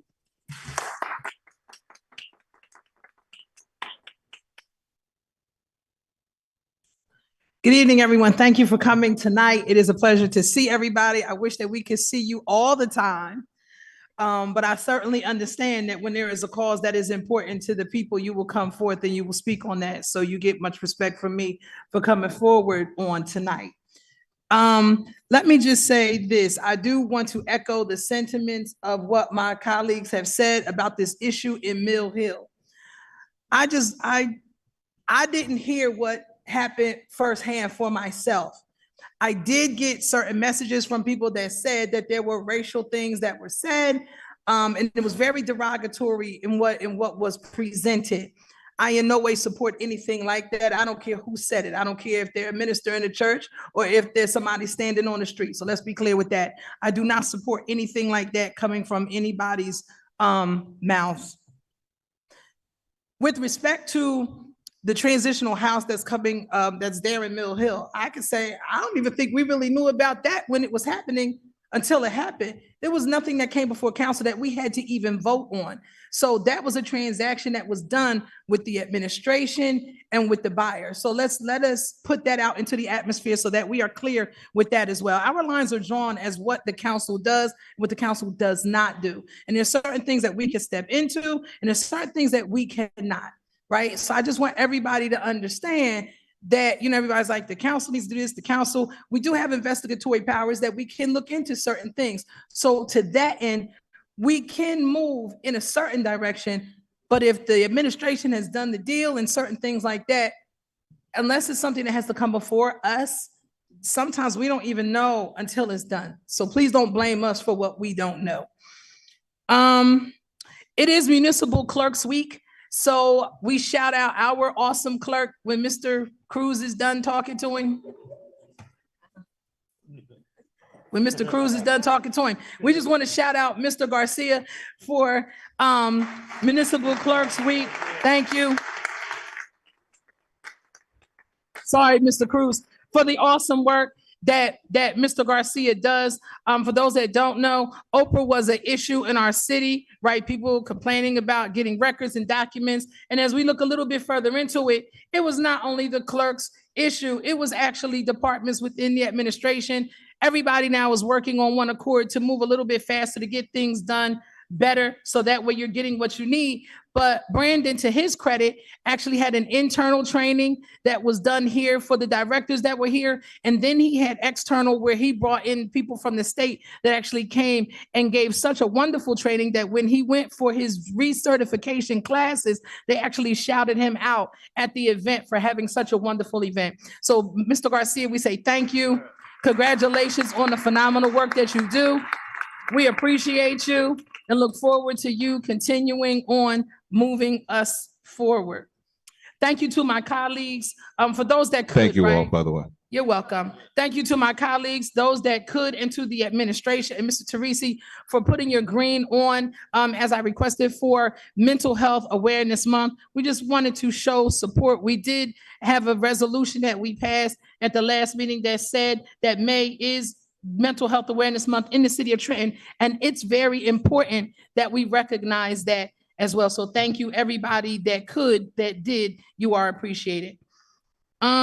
When it comes to the translation ordinance, to the documents 2440, shout out to Councilwoman Gonzalez for putting that forward. I believe that it is important. I will ask questions, however, about the funding and certain things, right? I am looking forward to it happening. I even have a suggestion that I think you'll probably like when I show it to you, that could help us out in helping to advance this. I teach the kids in the high school, right? And so a lot of them are Latino. My daughter is Latina by way of her father, so let us be clear with that. I am Black 100%. My last name is Feliciano because I was married to a man who was Spanish, right? And that is his descent. I love the people, toda la gente, right? Yo soy la mujer para toda la gente. Yo hablo la lengua también, okay? But I know who I am, and I support everybody. So there is a process to things with anything that we would like to do. There is a process. I would just like to make sure that as we move forward and venture into this, that this is something that we can do that will be sustainable, that it is actually possible, that we can actually branch it out if we have to in other areas. I want it to be something that is actually enforceable. We don't want to do something that we end up turning on ourselves and we can't do anything and we don't have the resources to make it happen. So I am for it. I support it. I think that it'll be good. And when I took my multicultural training, I'm going.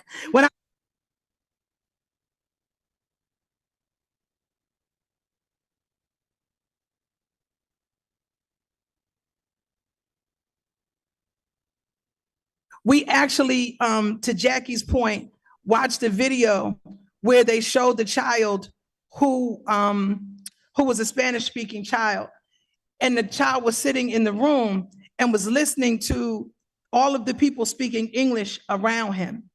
And it sounded like, if you remember Charlie Brown, and the teacher was talking, it was like, wah, wah, wah, wah, wah. And so it brought us to the mindset of looking and listening and thinking how lonely that child must have felt in that space, trying to figure out, what are these people saying? I want to be here. How do I fit in? So I understand 110% about what this ordinance will do, what it means, and look forward to moving it forward in a way that will be beneficial to us all. Again, thank you all for coming out tonight. I appreciate you and your time, Mr. Garcia.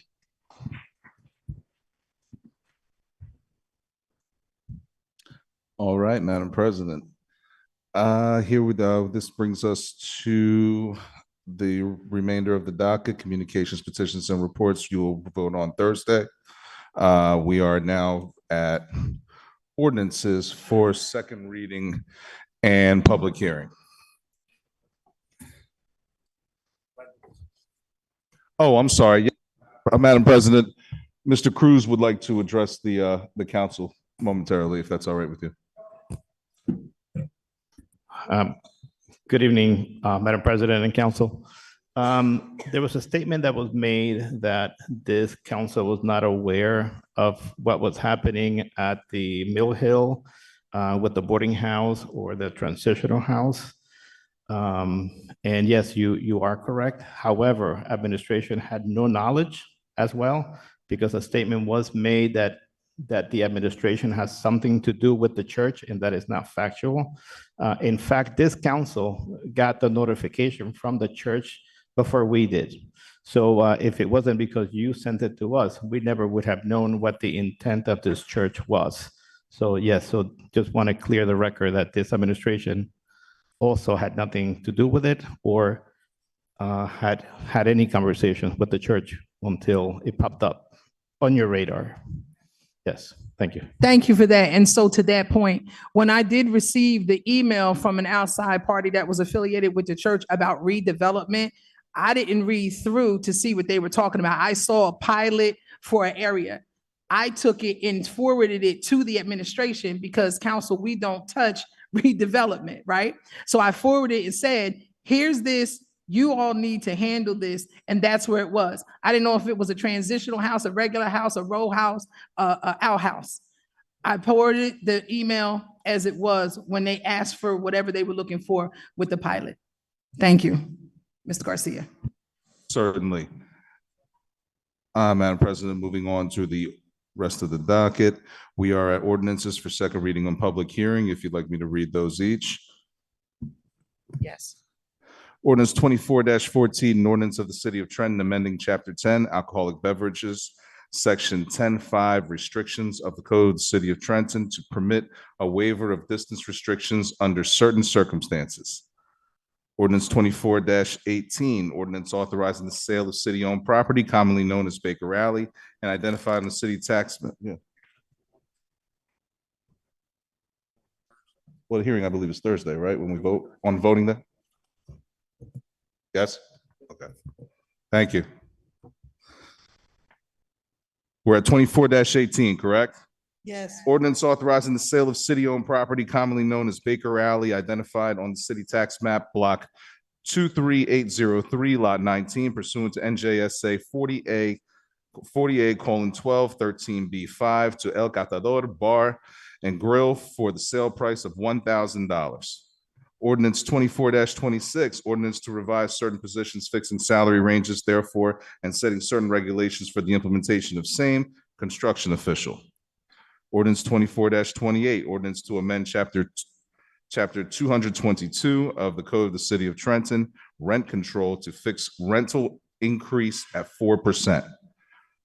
Ordinance 24-029. Point of order, Mr. Garcia. I'm sorry? I'm sorry. That title should have been changed. That is which now? We amended the title. We that it amended would the title say- to 28. Yeah, 028 for regular tenants and 2% for a senior citizen or disabled tenant. That was supposed to be amended. We'll check the title. I believe the title itself has been changed. I know I did receive instructions to swap. I apologize for not updating the docket with the new addition to the title. We will update in a second. Right. Thanks for pointing that out, Sorry. Counselor. We take it back. Moving on, ordinance 24-29, ordinance of the City of Trenton to adopt NJDEP's model ordinance regarding illicit connections to the municipal separate storm sewer system and to amend chapter 254 of the Code of the City of Trenton. Ordinance 24-30, ordinance of the City of Trenton to adopt NJDEP's model ordinance regarding littering and to amend chapter 150 of the Code of the City of Trenton. Ordinance 24-31, ordinance of the city of Trenton to adopt NJDEP's model ordinance regarding pet waste and to amend chapter 21 of the code of the city of Trenton. Ordinance 24-32, ordinance of the city of Trenton to adopt NJDEP's model ordinance regarding feeding of wildlife and to amend chapter 21 of the code of the city of Trenton.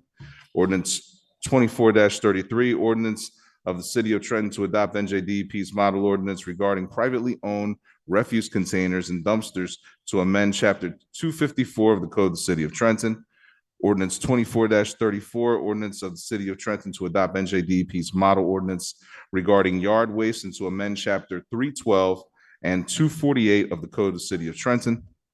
Ordinance 24-35, an ordinance of the city of Trenton to adopt NJDEP's model ordinance regarding spilling, dumping, or disposal of materials other than stormwater and to amend chapter 254 of the code of the city of Trenton.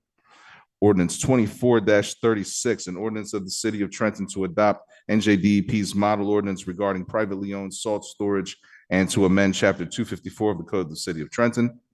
Ordinance 24-37, ordinance of the city of Trenton to adopt NJDEP's model ordinance regarding retrofitting of storm drain inlets and to amend chapter 254 of the code of the city of Trenton.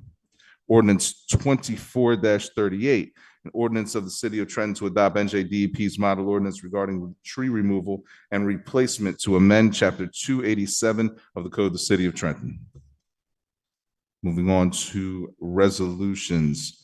Madam President, are there any items that you or the council would like to extract from a consent agenda at this time? Thank you. Are there any council members that have any items that you want us to pull to the side for discussion? Council President? Yes. I actually have just a simple question, it's not to be pulled. I wanted to stay on one of the items, and that would be 24-175. Just have a simple question on it, but I do have a question. Okay. 24-175. Okay. Anyone else?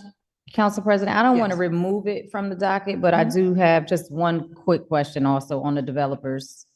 24-172. Okay. Anyone else? Council President, I have 24-187, 24-039. I'm at 24-187. 24-039. And then, as you called it out yourself, 24-40. Thank you. Wait a minute, say that, you said 24-187 and 24-039? Yeah, 039? Okay, so that's an ordinance. Yeah. Hold on. Oh, shoot, it did come on the ordinance. I'm sorry. I missed Okay. that. My bad. Well, I do have a question on it, so. Okay. Anyone else? Was there anything else? Or no? Oh, I thought I heard No. another one. Just 24-187 is the only order, resolution. Anyone else?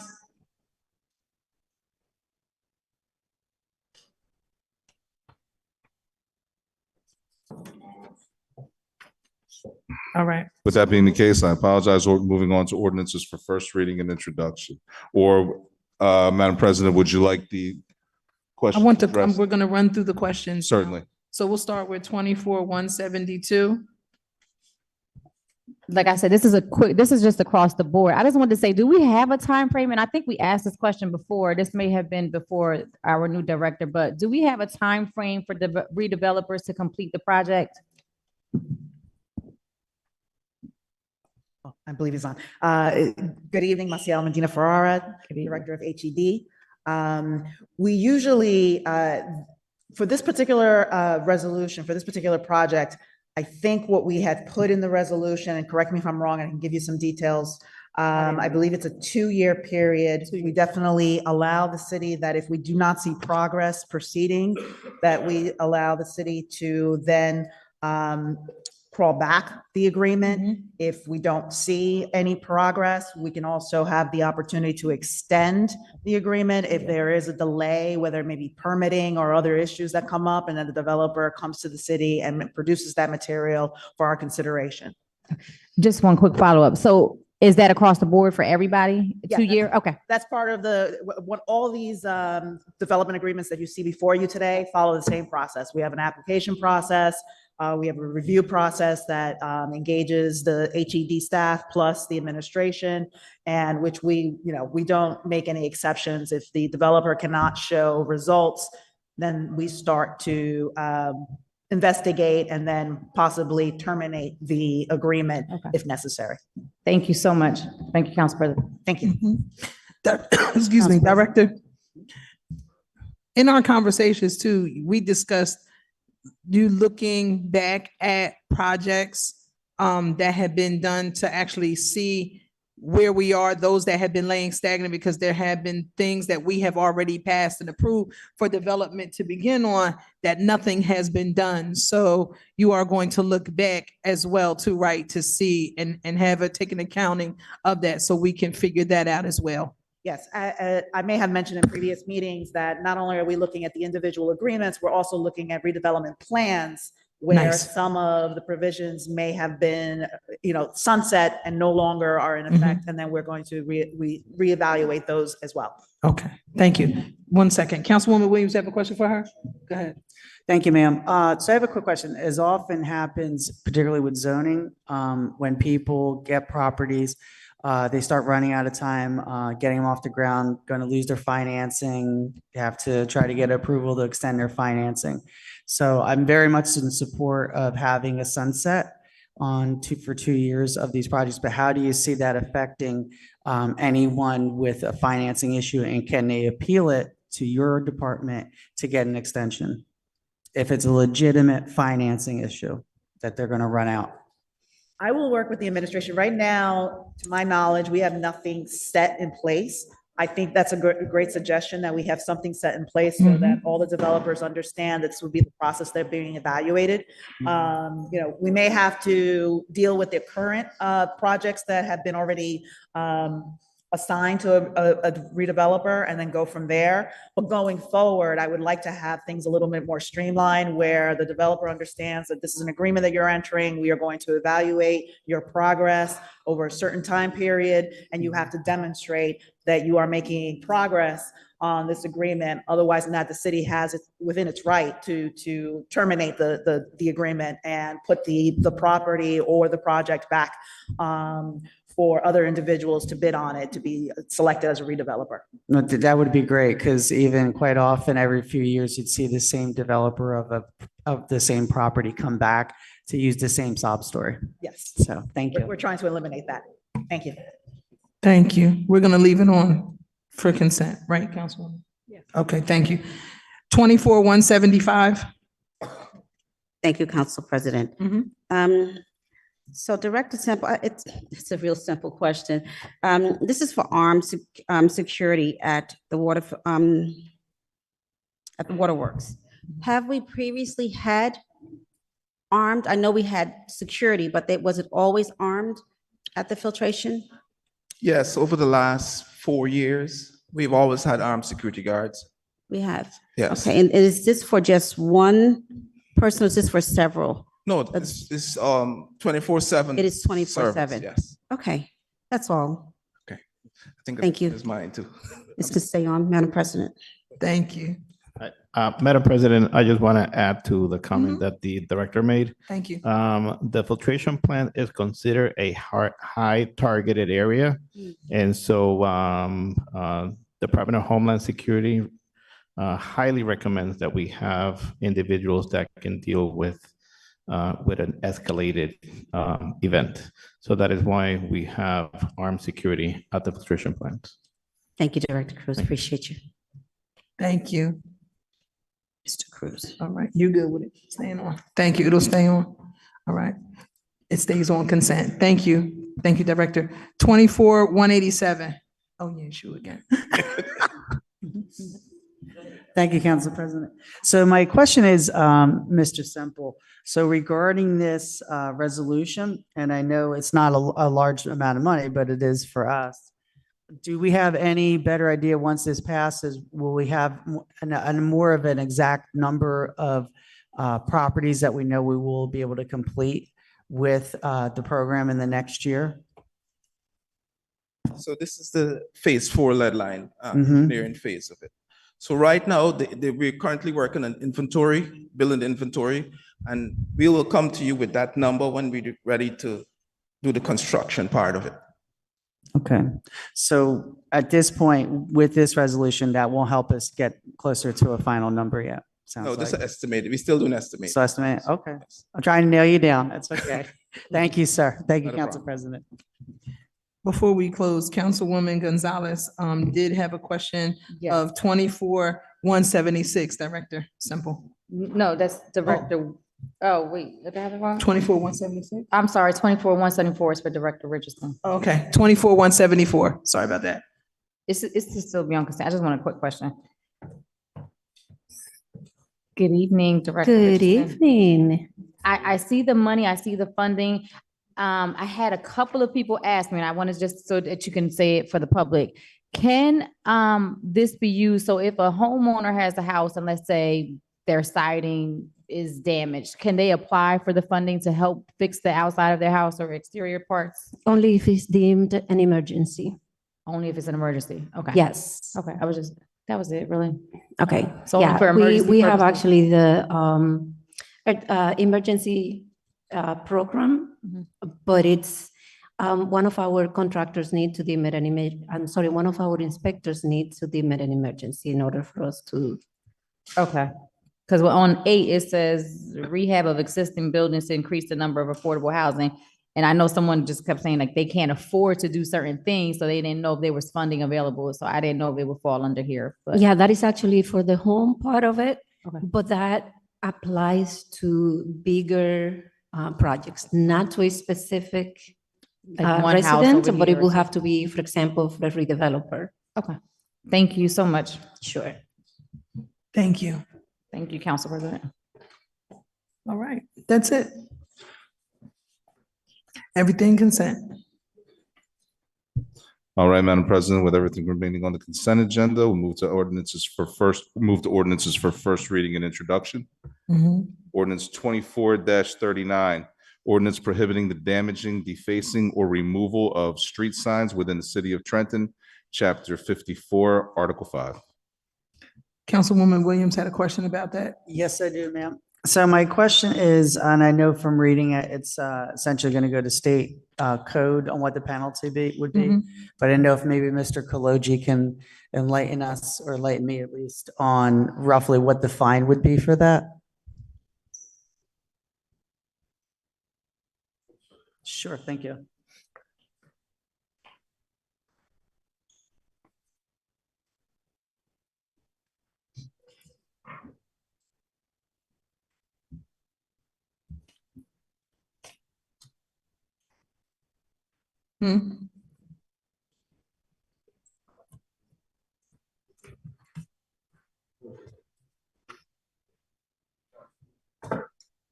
Councilwoman, your question was the penalty aspect? Yes, sir. Yeah, what it does is it references the general penalty provision of the Trenton Code.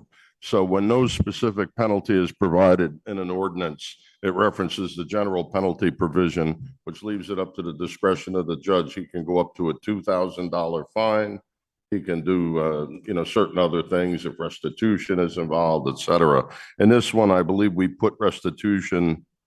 Yeah, in paragraph 4, we indicated that the city can pursue civil remedies against individuals or entities responsible for damage or seek restitution in the municipal court. So we left it up to the judge's good discretion on how to find the people and how to also recover any costs from the damage. May I ask, other municipalities, do they usually handle this similarly, or do they have a solid number for what the fine would be? Well, it's a judgment call, certainly.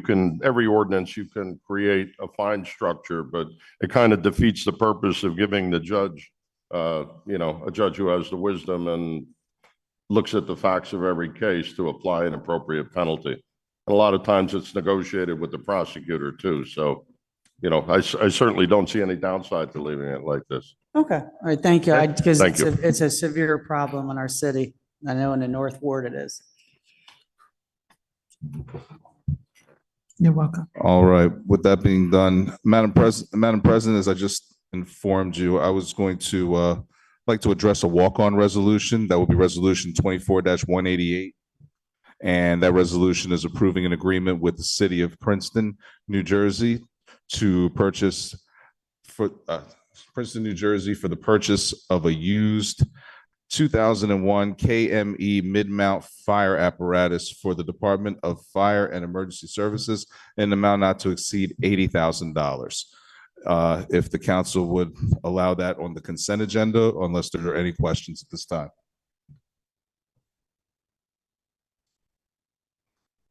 Hearing none, may I interpret, Madam President, may I Well, interpret they that? didn't as- have time to adequately look at it. I don't. Okay, So just give us a minute. understood. So if we could have Director Douglas, I guess, or Mr. Cruz, somebody come up and tell us why we're doing this, to give us context. Good evening, Council. Kenneth Douglas, Director of Fire and Emergency Services. Council President, we are in need of buying this apparatus. Currently, we have 2 ladders in the city working daily operations when we should have 3. We have 2 ladders that are actually severely damaged beyond their repair, and another one actually repairing right now, but it's going to take a while. It's really a big financial cost. We have no reserve ladders in the city at all. So with that being said, with Mr. Cruz and the mayor also, the city of Princeton, actually before they put this ladder up for auction, it was discovered by the administration that they were having it for sale. So long story short, discussed it with the administration. Mr. Cruz found some funding and some capital money, and we made an offer, and they didn't put it up. Of course, we gave a letter of our intent to purchase, and actually they agreed to sell it to us for $80,000. It's definitely needed. The use of this ladder for the city of Princeton is way below what we use it in the city of Trenton, because they don't have as many fires or runs that we have. So this actually can be a frontline apparatus for our town, opposed to Princeton, probably use maybe about a quarter of the time. Although we have a ladder right now that's a 2,000, probably far sees the usage that this Princeton ladder, which now the way they use it, it could be a frontline apparatus for the city of Trenton, but it's definitely needed.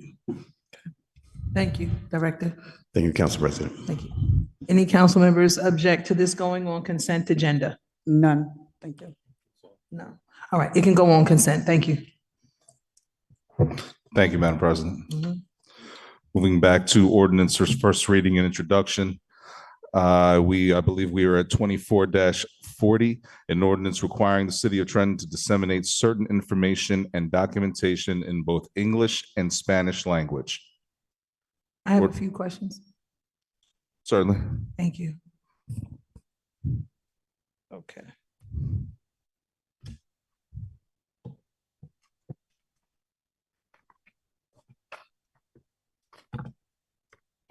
All right. So when it comes to this ordinance, what exactly is the plan for the rollout to make this happen? If the originator of the ordinance can speak to it, or somebody can speak to it, what is the plan? Council President, if I may Bruce, chime in, I don't know if the presenter would like to discuss it first. So as far as the rollout, I don't think there's an exact set plan. However, we just said that we wanted it to be within 18 months, giving it enough time for us to find are we going to provide or hire, put an RFP out for an actual translation company. Also, it would just be specific documents that would be translated. So it won't be every single letter that comes out of City Hall, but however, like tax sales, violations, fines, things that are listed here. And of course, we're open to suggestions as far as what else would be transpiring. Some of our departments are already doing this. It's not just official, but some directors have taken it upon themselves to translate some of the documents. It's just not across the board.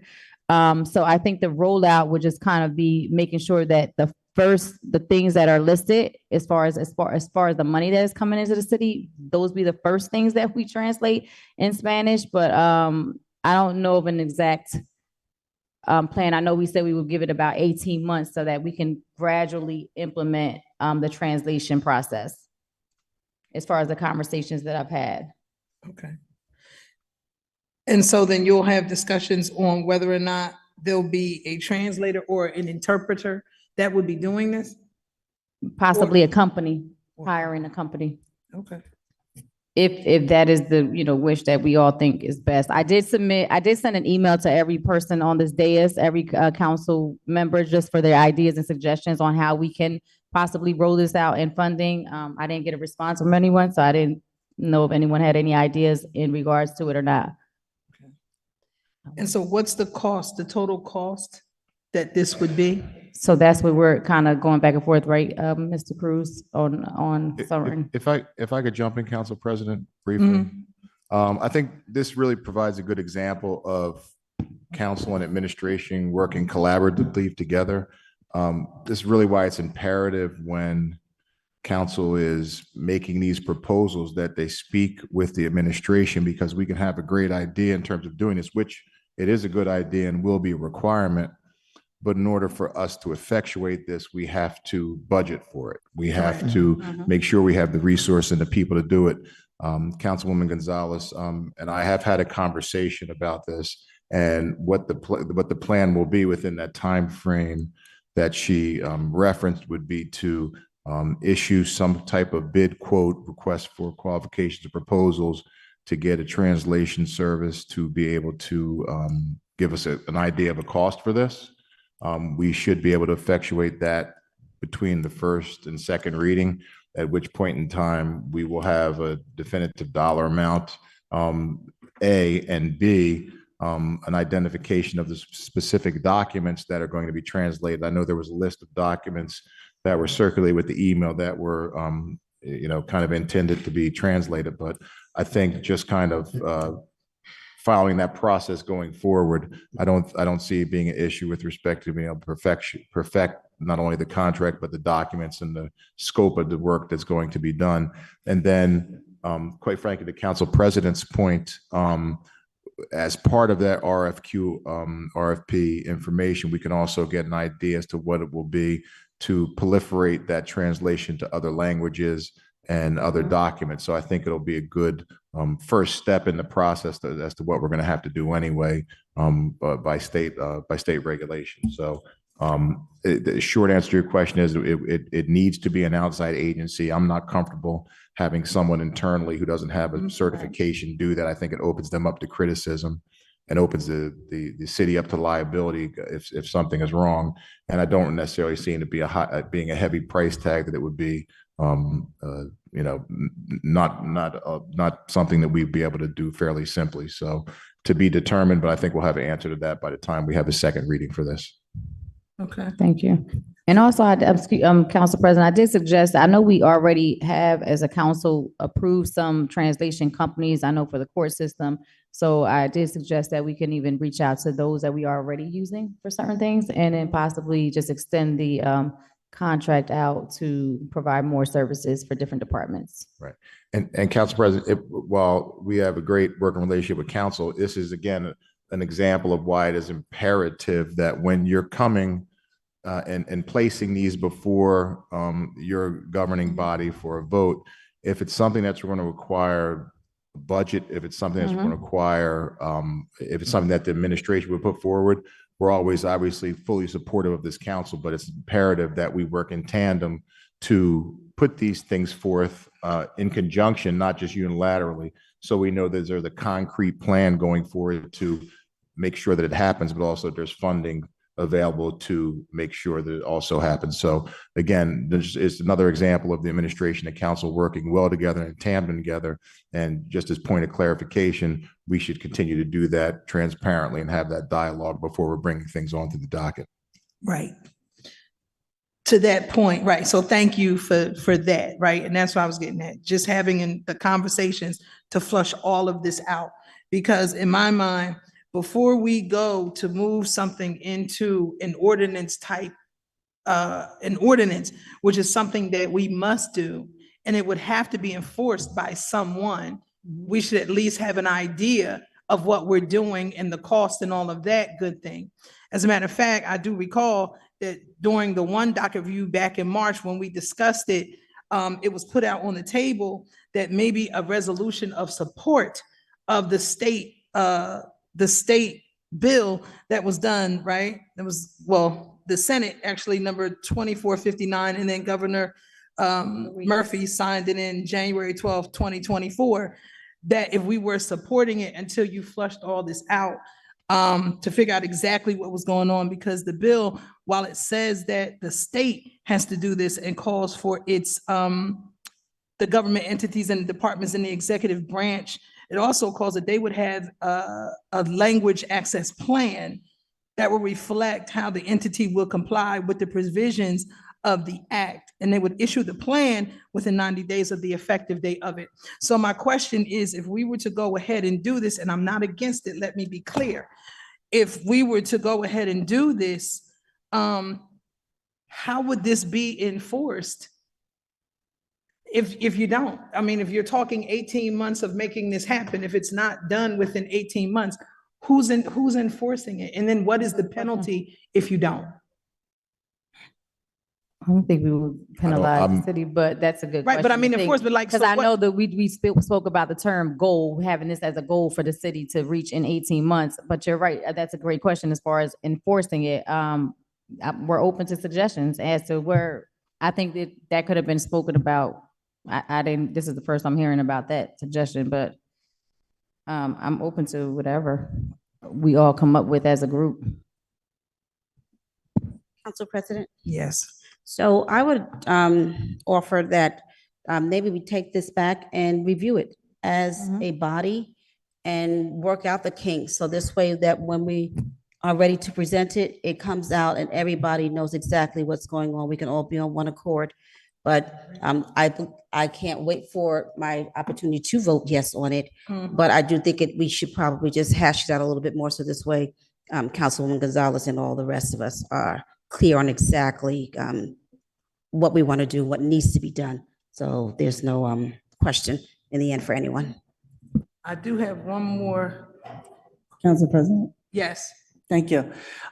So regarding this, I remember when Councilman Gonzalez asked for estimates of what would cost, honestly, there'd be no way to really base that. So that's why I didn't answer her. But, the question is a great one for all of us, because we do need to find out what cities of similar size have done to do this, because also this is a model for what we need to do for Polish, Ukrainian, Creole, and so forth. We're not New York City, where they have translation to 35 languages, but we also don't have those demands here. And further, and I just take this idea from serving on the Patient Family Advisory Council at UPenn Princeton Hospital.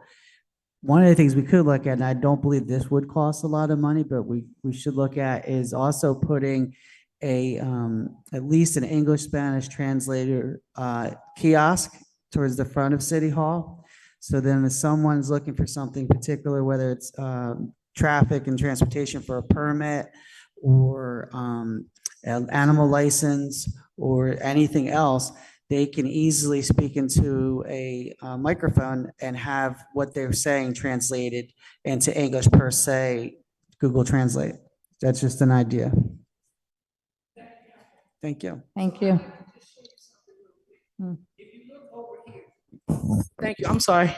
If you look over here at the monitor, did some research, talked to the people of West New York, and I called today and spoke to the municipal clerk and everything over there, because when we looked, I was like, hey, you all have this really cool website and how things could be translated.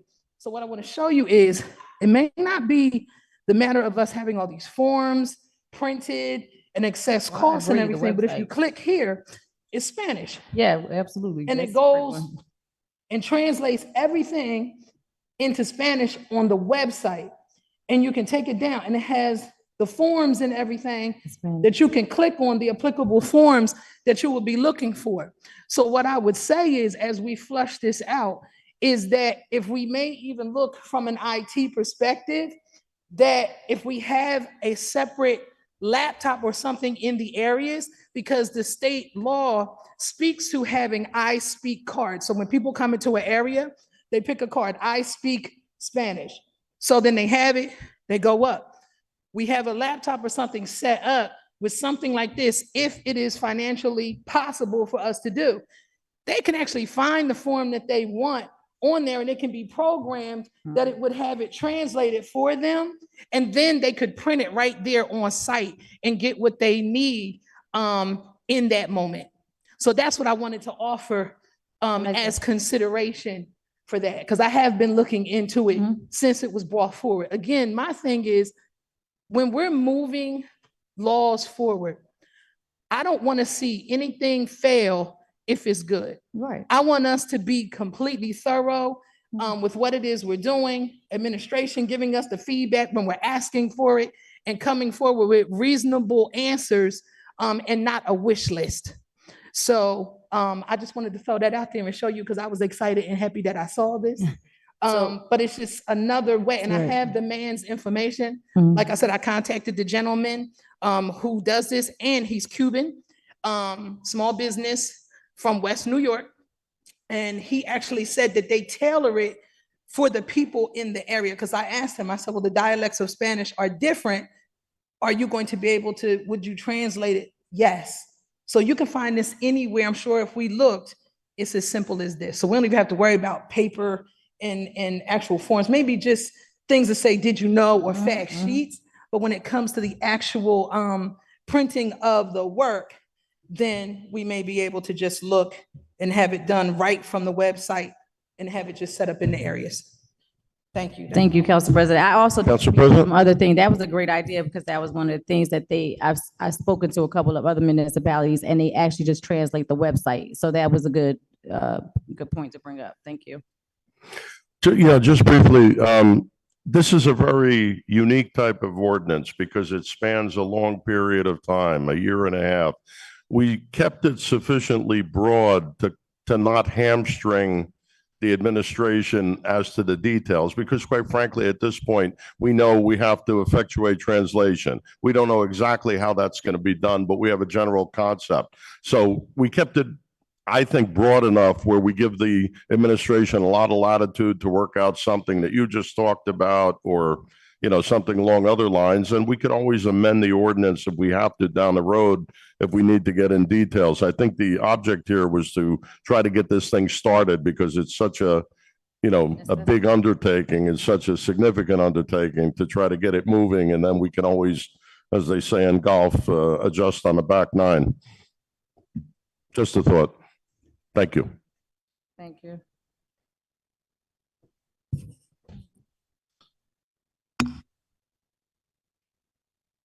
Yeah. On your call, Madam President, when you return. Oh, I'm sorry. I didn't know if there was anyone else. Any other additional discussion regarding this ordinance? So to that point, Councilwoman Frisbee suggested we pull it back until we flush it out and then reintroduce. Is there a motion for that? Where are we with this? We want to. Is my question. I was going to ask, when you say pull it off, how long are you thinking pull it off or flush it out? Because honestly, this has been I know it came before DACA review sometime at the end of February, early March. So, I mean, we could have had this dialogue a long time ago. So I'm just not saying I want to rush it, because I want it to be right. I want it to be effective, and I want to make sure that it properly, serves our community. So I definitely want to make sure everything is worked out. So when you say pull it, how long are you saying, to the next meeting? Or so wait a minute, 1 second, I'm sorry. It came March 27th. I sent out the initial questions at the docket review that it was at. And administration was supposed to get back with answers to questions that we had. Okay. That is why it wasn't on this docket as you thought it was going to be, because Mr. Garcia and I were waiting for answers from the administration that did not come. Okay. And so I see you, Mr. Bridges, give me a minute. So we left it where we were having conversation and they were supposed to get back. We were talking about funding. What are we doing? How are we proceeding? Because they were actually supposed to have conversations with you in between. Mr. Garcia didn't put it back on the docket because he didn't know that it was ready to go back on the docket, and we talked about all of that. Right. So it was not that it was around for a long time or put to the side. There were just questions. When you said there were conversations, a long time ago. Granted, yes, we all could have had conversations and questions were asked, but we were just waiting for some of the answers. But we're here now. Yes, And we're we are. looking to help to make this move. My concern is, again, that I don't personally think that the city that we're just jumping into things without having a plan as to what this is going to look like, or have the numbers as to what this is going to look like. No, I mean, you hear 1 minute, it's well, we could just put, a couple $1,000s up towards it to get it started and figure the rest out. That to me is not a viable answer to hear. I don't want the city to be stuck in a situation where we may start something because it sounds good, but then we can't finish it. And then we don't follow through on what we said that we were going to do. Noted. Council So, President? go ahead. I was gonna say to how long you was gonna go, but go ahead, Cal. Go ahead. I was just thinking, should we do this as a resolution of support to adopt what the state did? And Right. that'll give us time to figure out all of the details of how to implement this, instead of doing it as an ordinance and then we have an 18-month thing. So it's like we're also in support of it, definitely. And then that'll give us time to figure it out. And that way it That's what I doesn't was fail. suggesting. It just, Right. yeah. Right.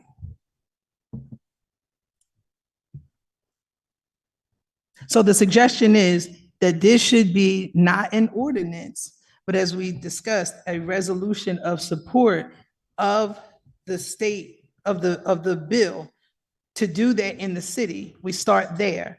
And then once it's flushed out and you're ready to go, then you put it forward as the ordinance, because then everything will be mapped out and then you're good. So we're going to support it. We're going to support that the city do it. Right. But until we know what's what, we can't make it a law until we know all the Have all the bases are things covered covered. out. Right. No, I get it. I understand completely what you're saying. I was just asking, she said to pull it, so I wanted to know how long she wanted us to pull the actual ordinance piece of it. Council President, may I make a recommendation? Yes. With respect to this? Why don't we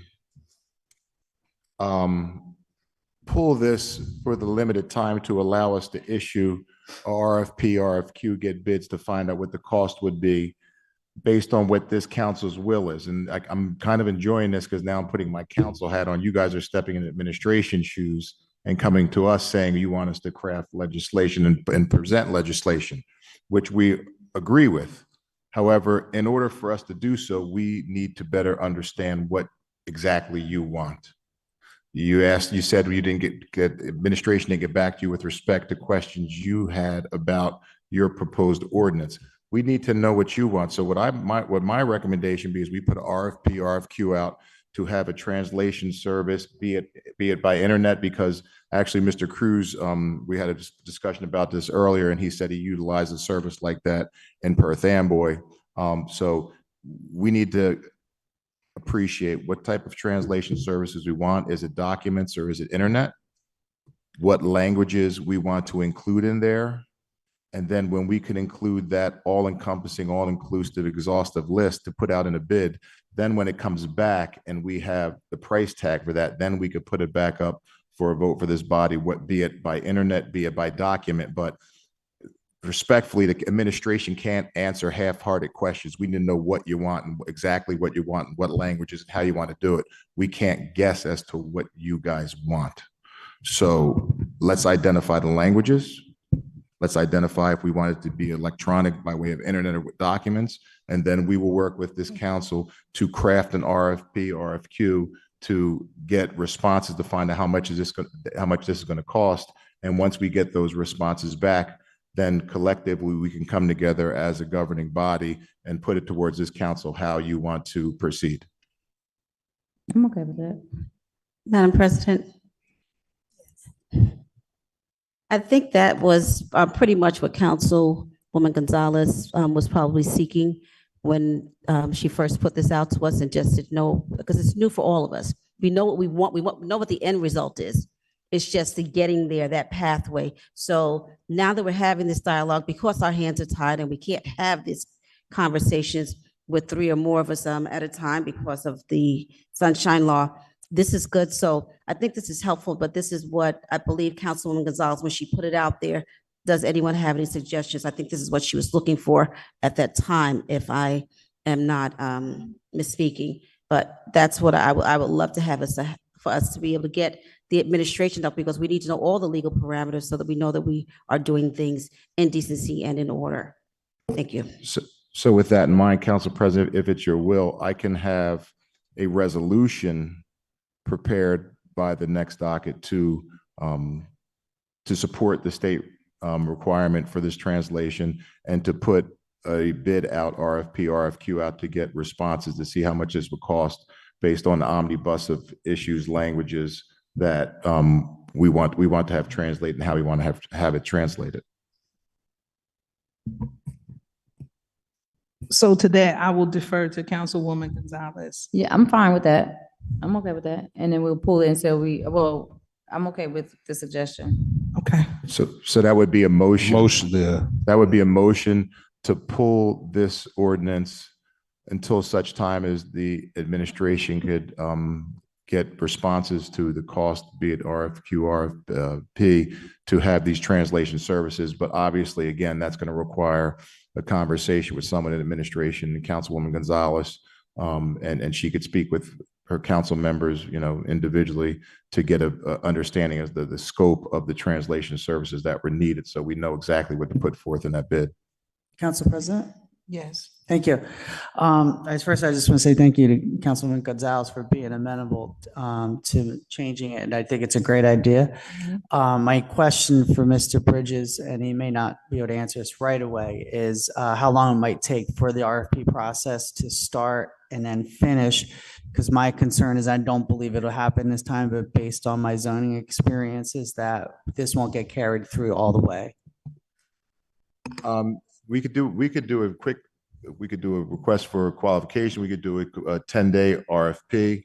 Again, I think the first step is going to be understanding the scope of what we're looking for, so we can include it in the scope of services that we're looking for. So as soon as we get an answer and at least close to a consensus from a conversation with Councilwoman Gonzalez and administration as to what we're looking for, it could be we could have an answer in a couple of weeks. And quite frankly, depending upon the cost, we could do it as a 17.5 under a bidding threshold. But again, we need to know what we're dealing with before we could answer that question with any degree of certainty.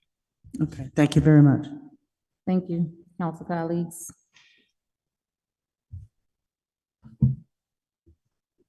Okay, so we asking for the motion to pull this until A motion to pull until we have responses to our request for bids or qualifications and the cost for this.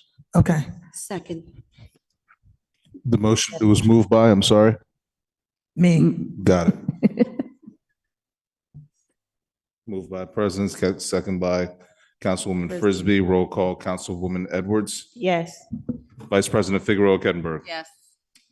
Councilwoman Frisbee. Yes. Councilwoman Gonzalez. Yes.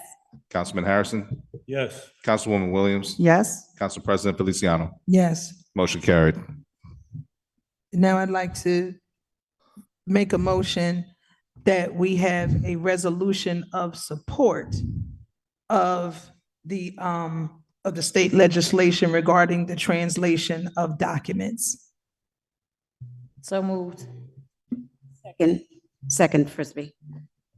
Roll call, Councilwoman Edwards. Yes. Vice President Figueroa Kettenberg. Councilwoman Frisbee. Yes. Councilwoman Gonzalez. Yes. Councilman Harrison. Yes.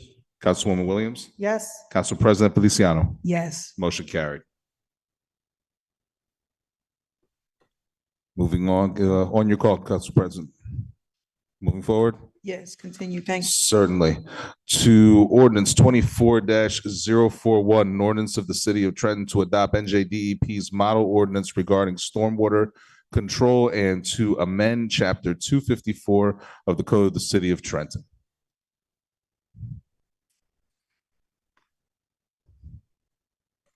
And Madam President, if there's no other questions regarding that ordinance, or are there? No. Hearing none, then we can move to executive session at this time. Yes. May I have a motion to move into executive session? So moved. Second. Will we be, I'm sorry? Expecting a vote. we're not voting Roll- on anything about this tonight. We're just discussing and coming out. No. Okay. Okay, thank you. On that motion and second, a roll call, Councilwoman Edwards. Yes. Vice President Figueroa Kettenberg. Yes. Councilwoman Frisbee. Yes. Councilwoman Gonzalez. Yes. Councilman Harrison. Yes. Councilwoman Williams. Yes. Council President Feliciano. Motion carried. We don't anticipate a vote coming out of executive session. Thank you.